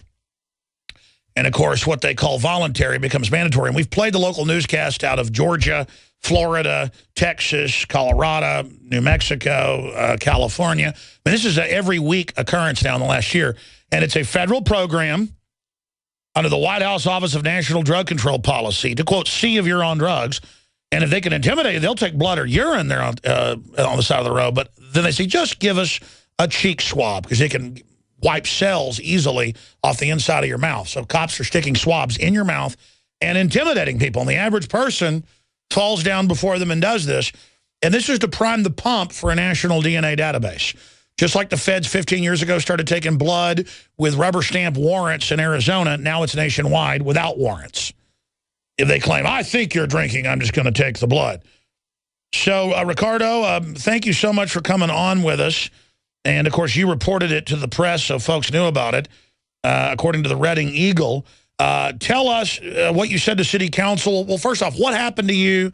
And, obviously, what do you want to say about this to the worldwide audience? And we want to commend you for going, of the thousands this was done to in your area, you were the one that went to City Council. You were the one that raised the alarm. And more of us will now speak out, and we are starting to reverse this. But so we just commend you for not being a zombie, sir. Thank you. Thank you, Alex, and thank you for having me on your show. On Friday the 13th, my sister and I were actually on our way to pick up my mother to take her to a doctor's appointment. And as we approached the the Binghamton Street Bridge, about midway on the bridge, as we were coming near a bend, we had noticed some orange cones splitting the lane into two. I stayed in the right-hand lane, and I proceeded around the bend. And as I was doing so, I noticed a police vehicle with flashing lights on.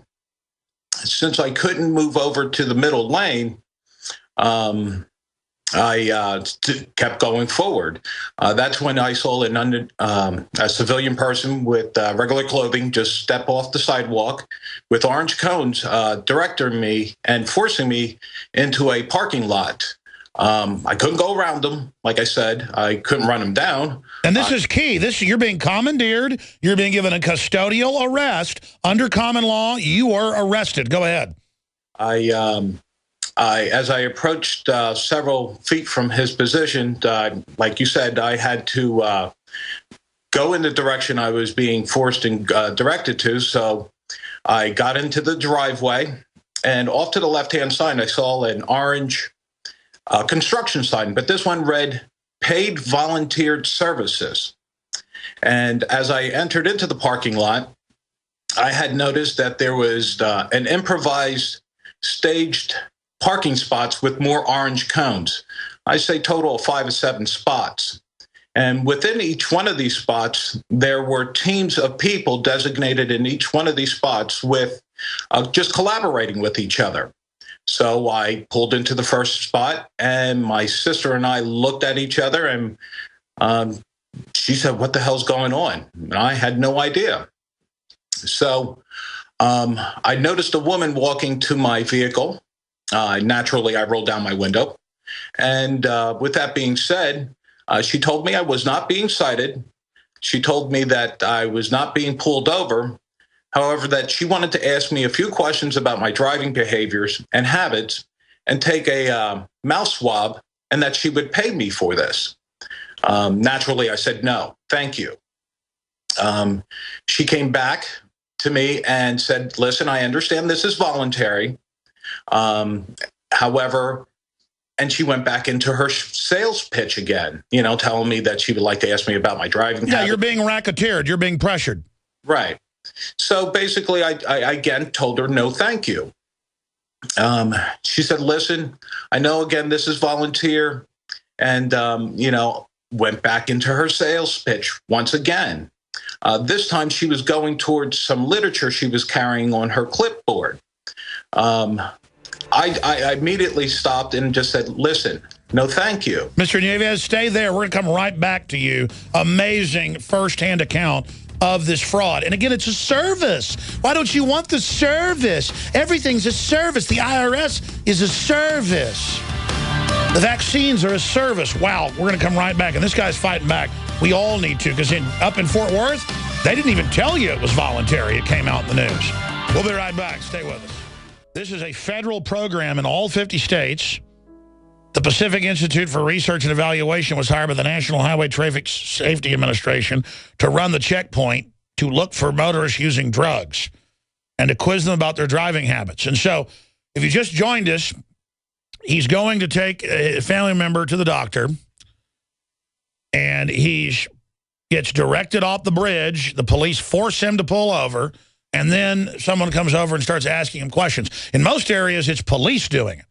But I want him to describe exactly who this was, and then they just keep pushing. It's like I won't go to Barnes & Noble hardly anymore, but that's not like a checkpoint because they keep saying, do you want the card? No, I don't. Are you sure you don't want the card? Yes, I'm sure. Come on, you know it's a really good card. What's wrong with you? You don't want the card? And I'm like, well, because actually in studies it shows it isn't actually a good deal. And I don't want to be tracked what I read and I do. Oh, I can't believe you're giving me a problem, sir. Last time I was at Barnes & Noble, just last week, with my son, he wanted a couple books. I said, hi, how you doing? Listen, I don't want the card. I hope you're having a good Christmas. And she totally ignored me. And a minute later goes, well, do you want the card? And I said, listen, I told you, don't go through that. I'm a human being. And she was like a robot, not even looking at me. So it's all part of this mindless procedure. That's how they've got cops now with like glazed eyes. So, sir, let's go back now to what happened to you, Ricardo, in Pennsylvania. Again, break down the town you're in, where it is. She said to you 3 times, I want you to do this. You were getting up to the next time this person did it. Break it all down. Okay. Thank you, Alex. Again, City of Reading, Pennsylvania, County of Berks. As you mentioned, this was my 3rd time I had told this unidentified woman that had no name tag, did not represent who she was working for or herself, or have any identifying information on her persons. She started reaching for some literature this time, after the 3rd time that I politely told her no thank you. She went to reach for it, and I told her no thank you again. She tried to go into another spiel for the 4th time. And listen, I just told her, I gave her a disgusting look, and with the stain in my voice, I just said, no, thank you. She walked away, and I was finally free to go. I rolled up the window. My sister and I looked at each other, and my sister said, listen, they're lucky they got you because you were nice and you were polite. I would have cussed them out. So I just wanted to get out of there. That's all I wanted to do. I never even wanted to be there in the first place. So as I'm looking for a way out, I notice a police officer sitting on the left-hand side of me next to the building, several feet away. And he notices that I can't figure out the way to get out, and he points me back out to the way that I came in. So I left. Now, I took my mother to the doctor's appointment, ran my sister home, ran my mother home, and this was agitating me all day. So once I got home, I talked to some trusted advisors, some friends and family members, and I finally called up the American Civil Liberties Union, in which I left a voicemail message for them. Still not happy, I reached out to the local media here, and a subsequent follow-up call came back and told me that this was the National Highway Traffic Safety Association, and that if I wanted any more additional information, I needed to contact the Reading Police Department, in which I did. I spoke with an Officer Smith. I provided him my information, and he took my report. He told me to hold the line for a second. He came back on. He said, if I will find out if this is us, if we had anything to do with it, because I couldn't identify the 2 vehicles, the police vehicles that were clearly in the parking lot. I never did get a follow-up call from him. So not happy, I reached out to the county because I wanted to know what I just went through. A little bit later on, it came to my attention, again, reaffirming that it was the National Highway Traffic Safety Association, and that a considerable amount of money was provided for this and that the police were paid for the security on this. Well, that lit the fires under my feet. I felt infringed upon my civil rights, my liberties, my constitutional rights from a state, and all the statutes that go along with it. And I thought, if this was me, how many other people got stopped? How many other people actually didn't know their rights and gave up this DNA swab? And by the way, this is the same group that wants mandatory breathalyzers on all the cars to where we're all guilty until proven innocent. I mean, it's just beyond a police state. So long story short, unlike Georgia, Florida, Texas, where they have cops that basically try to make you do it, you got the lighter form but still got upset, as you should. They blocked the road. They made you go do what they wanted. And if Americans are so enslaved that they don't understand, this is how real tyranny begins. It's like the census is supposed to ask how many people live here every 10 years for congressional apportionment. Totally constitutional, reasonable. Not what kind of toilet do you have? Do you own a gun? We get this yearly business one now. They're putting black boxes in the cars to track you by the mile and to tax you. I mean, this is all happening. So, and this is the same group pushing that. So long story short, they give you the runaround. Finish up with what happened with that. You go to city council. Where's it going from there? Tell us what else happened. Well, I did go to city council. Like I said, what lit my fires was that there was a considerable amount of money, and they were paid for the security. So I'm thinking, okay, my civil rights were just bought. Federal dollars used my local dollars to illegally stop me. And with that, I learned that I had to complain, supposedly, to the federal level. My apologies. And by the way, if you would have blown up, they might have beaten the daylights out of you or arrested you. And I probably wouldn't have blown up, but I'd have gotten mad. Like, what are you doing blocking the road? What is this in America? Because I've been through checkpoints before, and I tell the police that. I go, are you looking for a bank robber? And they're like, no, we're just doing a safety check. Yeah, a federal check. Of course, they always know who I am in Texas. They go, come on, Jones, just doing our job. I mean, it's just there to condition people. Go ahead. I didn't want to give them that satisfaction. Sure. No, you were smart. I took the politeness way out of it. So I went up to city council. I put out a press release, and I was greeted by a reporter there before the meeting, and he had asked me if I had felt that the perception of police intimidated my rationale into perhaps giving my personal information or others. And I said, well, listen, if I was to walk into city council with 7 various different attorneys behind me and one American Civil Liberties Union representative, do you think city council and the administration would be intimidated? Of course they would. This was nothing more than a gross abuse of power and federal intrusion of my rights. That your local tax money had to pay for.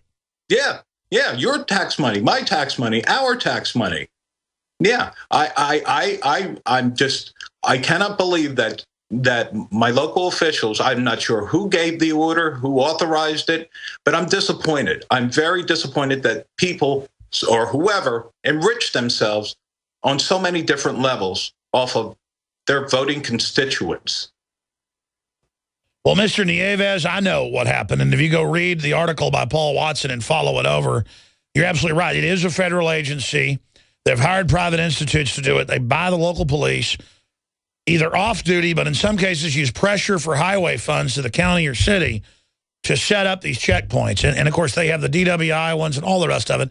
And it's just pure TSA-ization of the country, of the world. Anything else you'd like to add, sir, today? We just appreciate your testimony and the fact that you're speaking out against it. Yeah, I will share with you what I shared with counsel, which I think is very fundamental in my pursuing this. When people are manipulated, it's anti-democratic. And what's being done here is controlling people. People don't want to be controlled. People want to make their own decisions because consciousness and the freedom to think is a fundamental human right. The idea of free will being violated is something that even God doesn't do, yet man thinks he can do this to us. Wow, you need to start a radio show and fight back, because we need articulate patriots like you, sir, to not just speak at the city council, but to really get on the offensive People always thank me for what I do. No, we've got a responsibility to do this, and good job. And if there's other updates down the line, contact us. And thank you so much for coming on. Thank you, Alex. Very, very important. Well, there he goes, standing up for all of our rights. And this is all part of this creeping tyranny and political correctness and training us. Here's an ABC News story. Jennifer Lawrence, it should be illegal to call somebody fat. That's the hate laws. Oh, you say Santa Claus is white. You lose your job or get suspended as a teacher. But if you want to be foreign banks and rob everybody, that's okay. I mean, this is just getting crazy, ladies and gentlemen. They've got us distracted by all these diversionary things that aren't our rights, imaginary rights, exaggerated slights, instead of the real frontal assault on all our freedoms. Now, Jane held over. She worked for, I think she said 13, 14 years, for the VA, Veterans Affairs. It's in the news today. They're going to cut massively the funding for disabled veterans. And they already get, whenever I talk about VA care, there's some good people in the VA, but the way the government treats it with the money, most of it goes for PR. I've had all the big Veterans Affairs groups that fight for this on over the years. We should have them back on. When I talk about folks in Missouri and New York and Virginia dying from flies eating their brains, I'm not kidding. When vets that are in the VA have problems like dementia, whatever, they strap you down. They don't take care of you. They don't change your bed. They lock you in there, and then the flies go up your nose, and you can look this up, and lay eggs in the sinus and then eat their brain. A term the VA internally began calling maggoting.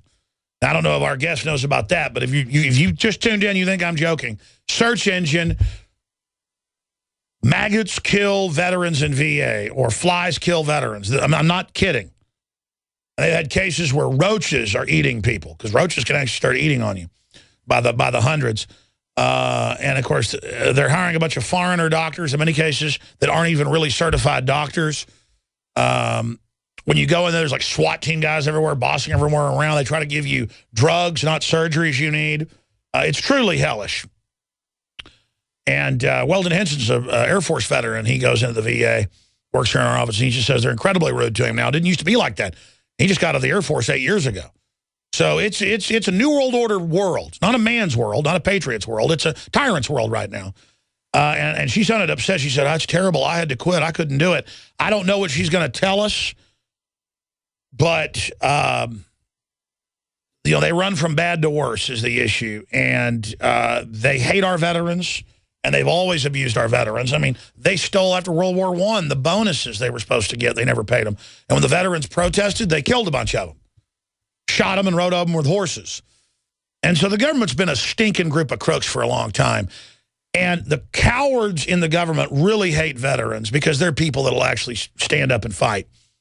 And then they take the other veterans that are typecast and will do what they think and put them in the big city police departments and then say, we're the Taliban, basically. So it's a mix of things. But our veterans are treated like absolute toilet paper by the establishment. Jane, you've got the floor. Thanks for holding. Tell us what you were going to say, because it was hard for you to even talk about it. What do you want to tell people about the VA?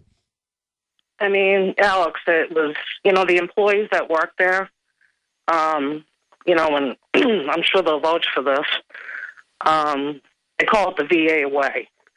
And what I mean by the VA way is once you've been kind of embedded in the system after you've worked there for a few years, you kind of see it materializing in front of your eyes. I was kind of the nonconformist, if you will. I never really fit into a category. I always sought out jobs where I could work independently from the hospital because I couldn't deal with what was happening in the institution itself. It was disheartening. It was heartbreaking. Veterans. I'll give you an example. This is kind of jumping ahead a little bit. I actually worked on I took minutes for a meeting for the Suicide Rounds Committee. And they had a mandate that they were supposed to meet to prevent veterans from killing themselves. Now, you can go online, you can look it up. It says 22 veterans, I think, a day committing suicide, something to that effect. Well, it was just as bad 5 years ago. And I was fielding phone calls, and I was an admin. I would fill in for my girls, if they went to lunch or something, but I'd pick up the phone, and it'd be a veteran. I worked in mental health, and say, I'm going to kill myself. What do I do? And I had no training. And even though I'd worked in the healthcare field most of my life, I was like, oh, my God. Because I didn't know if the next thing I was going to hear was a gunshot round. It was that scary. And when they finally got around to implementing suicide prevention, it was almost a year after the fact. I mean, a lot of veterans don't know when you go to the patient advocate at your VA, I worked in Division 1, but when you go to the patient advocates actually work for the director. They don't work for the veteran. They're not there to advocate for veterans. They're there to kind of run middle ground for the director. A veteran can't go to a patient advocate and say, my doctor is abusing me, because they'll shut it down immediately. It will get nowhere, and you will get nowhere. And then they'll turn around and they'll punish the veteran for reporting. Well, what do you think is going to happen now as they cut the treatment and money for disabled veterans that have arms and legs blown off? What do you think is going to happen? Maybe we'll have public execution of veterans as terrorists? Or, I mean, what's the answer here? Just kill all the veterans? Maybe that'll make Obama happy? What do we do? I mean, my husband is a veteran, Alex. And, when I've so slowly seen his, entitlements, I guess, if you will, being taken away. Yeah, but they're not entitlements. They call it entitlements when somebody's never worked a day in their life and wants a bunch of free stuff. When you sign a contract to be taken care of if you're wounded or hurt, that's not an entitlement. That is, because that's associated with welfare, because they're now calling it entitlements for even wounded veterans to get health care or their pension. That is a contract. That is an agreement. That is a business deal. And it is fraud to not pay it. Go ahead. Well, they're in breach of contract completely. That's it. Ma'am, I'm out of time. God bless you, and just have a great Christmas coming up. Man, it's depressing hearing that type of stuff. But we got to talk about it because we ignored it. It's what makes it worse. Gus, you're up next. Dan, Debbie, Rob, and Nakia. That's all the calls we'll have time for when we come back to those folks. A lot of other news up on Infowars.com and PrisonPlanet.com. We're not trying to be negative, folks. We're just being honest about what's happening here. You've got to try it, folks. And if you don't really feel the difference and see the difference after one bottle, I'll eat my hat. It just is real science and research behind this. InfoWarsLife.com or 888-253-3139. There's a new video that I shot yesterday when I did a before dawn 7-mile hike. I got out there at 5:30 in the morning and did a little 7-mile hike out in the hill country outside Austin. And I was by myself and just shot a reflective video while I was out there. And it's up on Infowars.com. We'll put that on screen for TV viewers so they can see where it's at as the featured video. It's Escape the New World Order Titanic is what that video posted on Infowars.com and PrisonPlanet.com is named. And I think it makes some really good points in 10 minutes. Okay, and then the nightly news is coming up tonight, 7 o'clock Central. And I think it's what Leanne McAdoo hosting tonight. We're going to have some breaking intel there as well. Okay, Gus is a former inmate. Is what he says. Gus, thanks for holding and calling. You're on the air. Hey, Alex, it's an honor. I'd like to say I am a gringo of Hispanic descent, white and black Native American descent, which makes me a racist and a terrorist, according to the... That's right. And if you want human unity and freedom, you're racist. That's exactly right. I had to laugh when I read this story earlier today on InfoWars about the NSA feeding the DEA and how they make fake cases in order to prosecute others. In the federal system, there's 2 rules. There's the Rule 35B, which is a court rule, and then there's the Sentencing Guideline 5K1.1, and both of those do the same thing. One's pre-sentencing, one's post-sentencing. Anybody who supplies information and the aid and prosecution of others can get a time cut. And when I was in detention pending the resolution of my case, I was at FDC Miami, and I did 7 years with the feds, and I saw guys in there selling cases. They'd establish weed houses, grow houses, and have people take care of them. and then get them busted. And then... Oh, no, that's how it all works. The government runs almost all the drugs for the big global mafia on record. It was congressional hearings in '97, CIA Inspector General. And again, it's in mainstream news that they manufacture most cases and they're total fraud, or they frame people because they like innocent people. As demonic scum, they enjoy that. And I don't think the average person, people always said, oh, everybody's innocent in prison. Well, now with DNA, it shows about half the people are completely innocent. I mean, the system is evil. Go ahead. Well, yeah, no, it's absolutely evil. And, back in 2008, I'd say, when I was in there, they started requiring us to give our DNA. And if you ever want to know what's coming for the rest of society, always ask a federal inmate because they do it to us first. They started forcibly taking our DNA around 2008. And if you want to know what Obamacare is like, ask a federal inmate because in the feds we had an ongoing joke. No matter what was wrong with you, they would fix it one of two ways. They would either pull your tooth or give you a prostate exam. That's how they fixed everything. That's right, and that's what Dr. Blaylock said. In England, it's like that. Watson, for a month, couldn't get in to see a doctor because they just wouldn't. They'd give him a pack with some aspirin in it and a wipey. And just go home and die. And the average person has no idea the hell that's awaiting them. Very good points. Yeah, no, that's what they do. They will give you a cane if you're going blind or a cane if you have bad knees in Cuba. And they'll give you a prostate exam because they like to do that.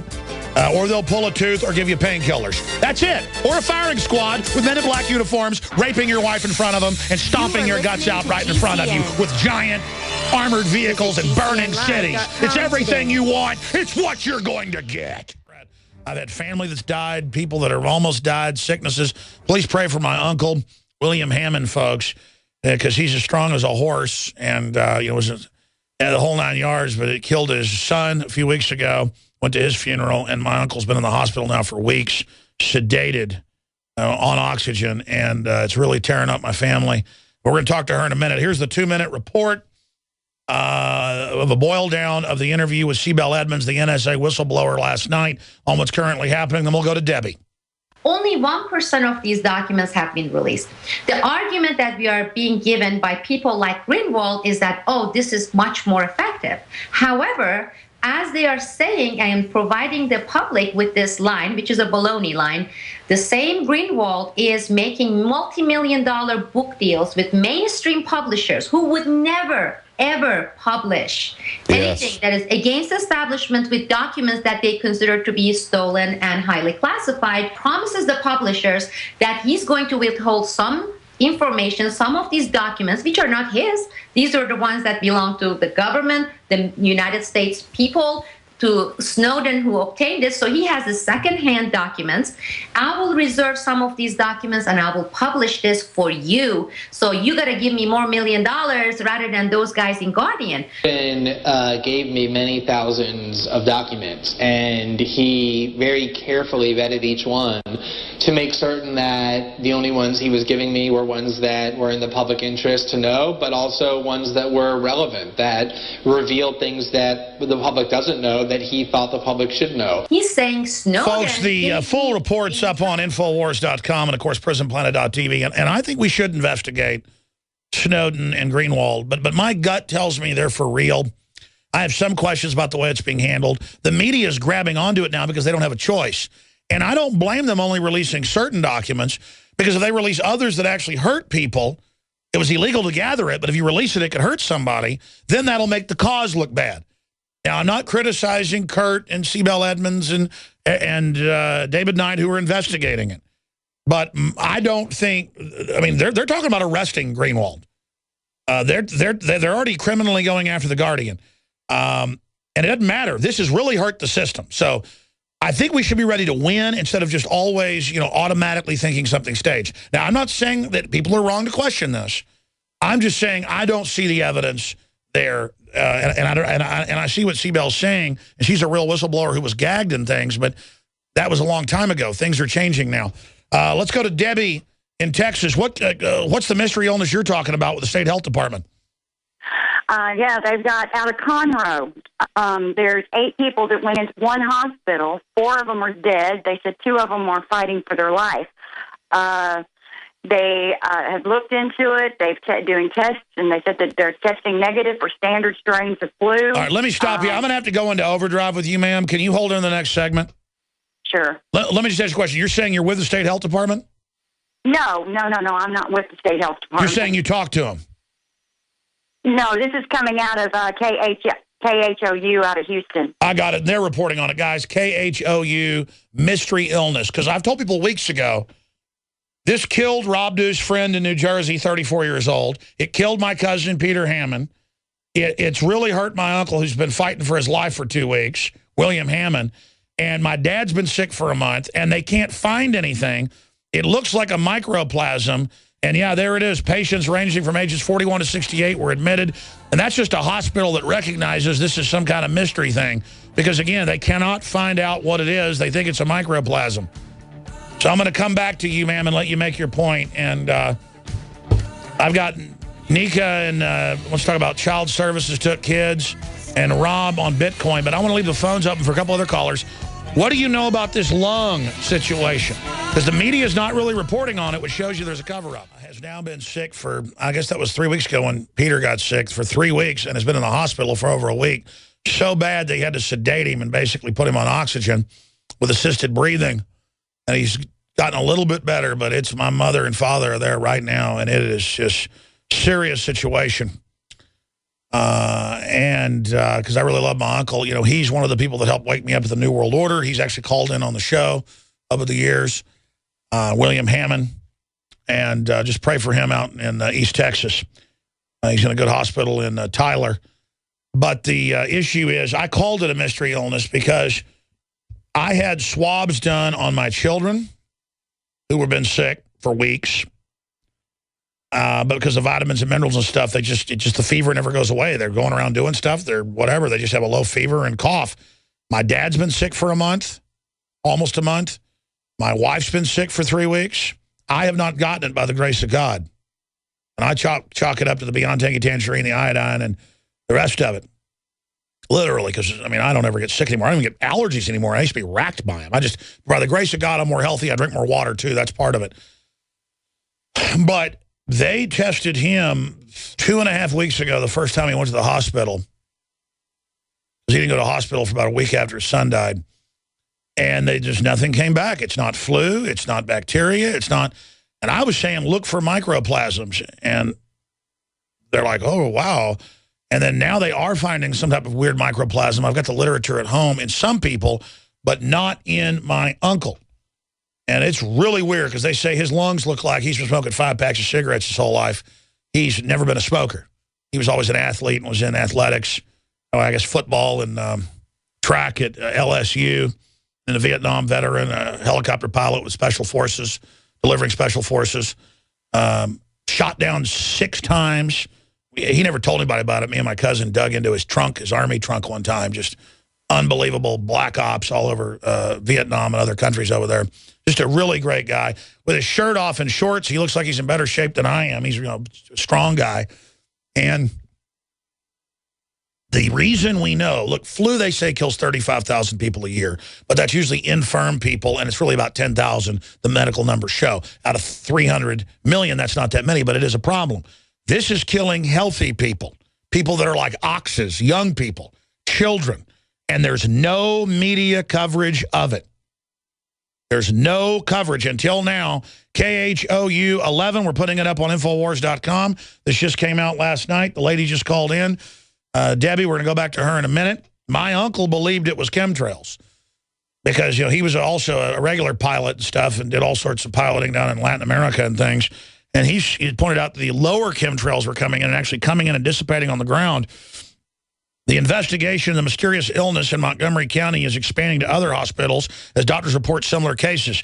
The new cases files are being reviewed for similarity for 8 of the Conroe regional medical centers that prompted a Montgomery County Health Department investigation. See, somebody finally has a brain at that health department. I mean, they'll take one SARS case and act like it's the end of the world, folks. They have international freakouts. This is something they can't identify, killing people. And not just people I know. Rob Dew's friend, one of his best friends, went to sleep, woke up dead. Overnight pneumonia. 4 of those 8 patients died, and 2 are still fighting for their lives at one hospital. 8 people come in, and 4 of them died. 2 are fighting for their lives. My uncle's fighting for his life right now at another hospital in East Texas.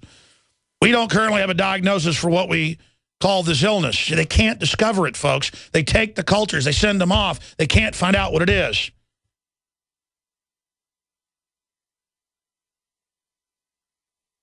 And again, they can't find out what it is, so they're just calling it flu to push the vaccine. And folks, it came out in studies 5 years ago that flu vaccine was actually spreading it. You can look that up.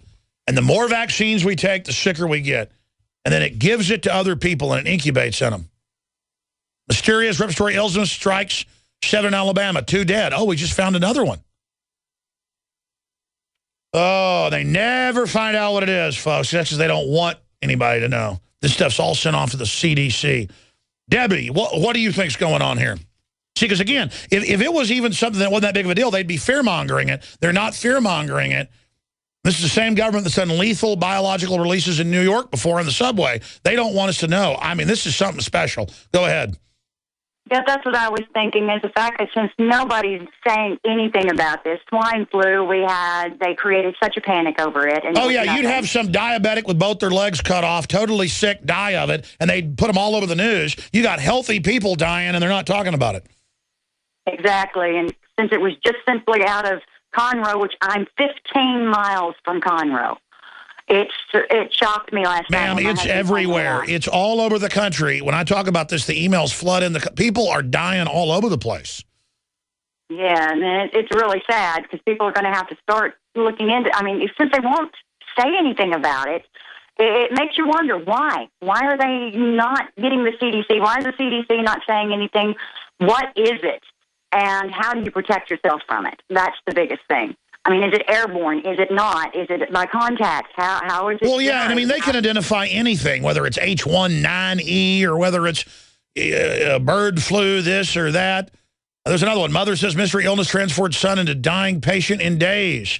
Same deal, respiratory. Actually, it's in local news, but not national news, showing there's a blackout, folks. If 2 people die in China of some weird new viral thing, it's all over the news. Well, something's going on. This needs to be investigated. Like tomorrow, I'm going to open the phones up in the first hour or 2 for people to talk about this. We're going to get to the bottom of this. I should have been on this. My gut told me it's something really nasty. Thank you so much, Debbie. Let's go to Ryan in Maine. Ryan, have you heard about people dying in your area? No, not exactly quite like that, but I did have an interesting topic to talk about called Morgellons. Not sure if you've heard about it. Yeah, I mean, there are a lot of weird skin disorders and things going on. There's also schizophrenics that think, there's other stuff going on. But I think they've had medical doctors in Oklahoma confirm in surgeries that there is some type of weird nanotech bacterium growing in people. Yeah, they just turn them away. They don't know what it is, so they just give them a little aspirin pack and say, have a nice day, basically. And thank God most of the stuff hasn't been happening around here in Maine. Maine's actually pretty quiet as far as the TSA checkpoints and highway checkpoints and things like that. Well, there's a headline. Utah mom says healthy son, 19-year-old son, died from flu shot. 4 years ago, CBC reported you take the H1N1 shot, it doubles your chances of getting the regular flu. You take the H1N1 shot, study. H1N1 shot doubles chances of flu. Anybody can search that and see that. I mean, it's just amazing. God bless you. I appreciate your call. Let's talk to Nakia. I said I'd go to Nakia. Children Services took kids. It's a service to take your kids. It's a service to take your DNA. It's a service to take baby's blood at birth and lie about it for 30 years and get caught. Okay, so go ahead and tell us what happened, Nakia. Well, it's kind of a really strange story. My husband and I have been married for 3 years, but neither one of us have kids together. Well, my son has been being raised by my husband, and they decided that in the state of Alaska, spanking your child is completely legal. Well, my son told his father that he had gotten a spanking from his stepdad. Yeah, no, listen, it's legal everywhere. It's illegal to hurt them bodily, meaning actually hurting an organ. And but they lie. Just like guns are legal, they'll take you to jail for having a legal gun. But so what happened? Well, they decided to take my son and my two stepsons into protective services, charge me with neglect because I work a full-time job. Oh, yeah, well, you're supposed to do that. In jail. Sure, that's how it works. Kids think it's fun to go tattle, and then nowadays they get disappeared to a dungeon. And so I hope everybody's happy for calling the state. See how that turned out. I'm really sorry to hear that happen to you. So where's it going now? Well, I'm fighting the state as hard as I possibly can. My son is currently living with his father, who is known to the state as a heroin addict. Well, I'm going to tell you, it's better to be with a heroin addict. See, they don't care. They want to break up a family. They look at the best family, want to break it up. It's better to be there than the state. And this is what I would do. Everybody better get together for the kids and decide to not do this with each other, because it's bad enough to have one parent taken from the other. What's really bad is the state will end up taking them, period. I'm out of time. God bless you, ma'am. 9 times out of... Folks, before you call the state on somebody, they better be getting beat with a tire iron. And I'm going to go further here. When they got real babies in crack houses, I've seen this literally over 100 times over the last 18 years on air reading the news. They'll have babies, black, white, doesn't matter. And if they're in a real crack house, in a crib, in dirty diapers, with flies all over them, a 5-year-old, weighing 15 pounds in some cases, concentration camp victims, they might get one piece of chicken a week. The CPS will go look at a child in a vat of feces and will not take them because they don't want to. They've already been soft-killed. They're not going to be adopted out. They're not going to get money putting them on drugs. They let them die because they're really a eugenics death camp. The health departments, on average, that's what they were set up for 100 years ago. Doesn't mean everybody that works there is bad, but that's the main mission. And they will leave the children there. If your child's healthy and beautiful and smart and has black hair and green eyes, they will send in commandos to kidnap your kids. They can get a $500,000, $2 million, $3 million for your kid. If they're blonde-haired, blue-eyed, they only get $300,000, $400,000 for them. So now the minority kids that aren't as big as demand, they still want them to put them on drugs in the foster care system and call them special needs. They can get hundreds of thousands a year torturing them. So everybody gets, black children are mainly used for medical experiments. The state takes them for medical experiments. That's their favorite thing, is killing black children slowly with pesticides and other things. And I know I'm racist for being against it. You can look that up, actually. I'm not kidding. Not just AIDS drugs, but actual pesticide. And nobody got in trouble in New York. In fact, they got little 8-year-old kids right now there. They torture them real good.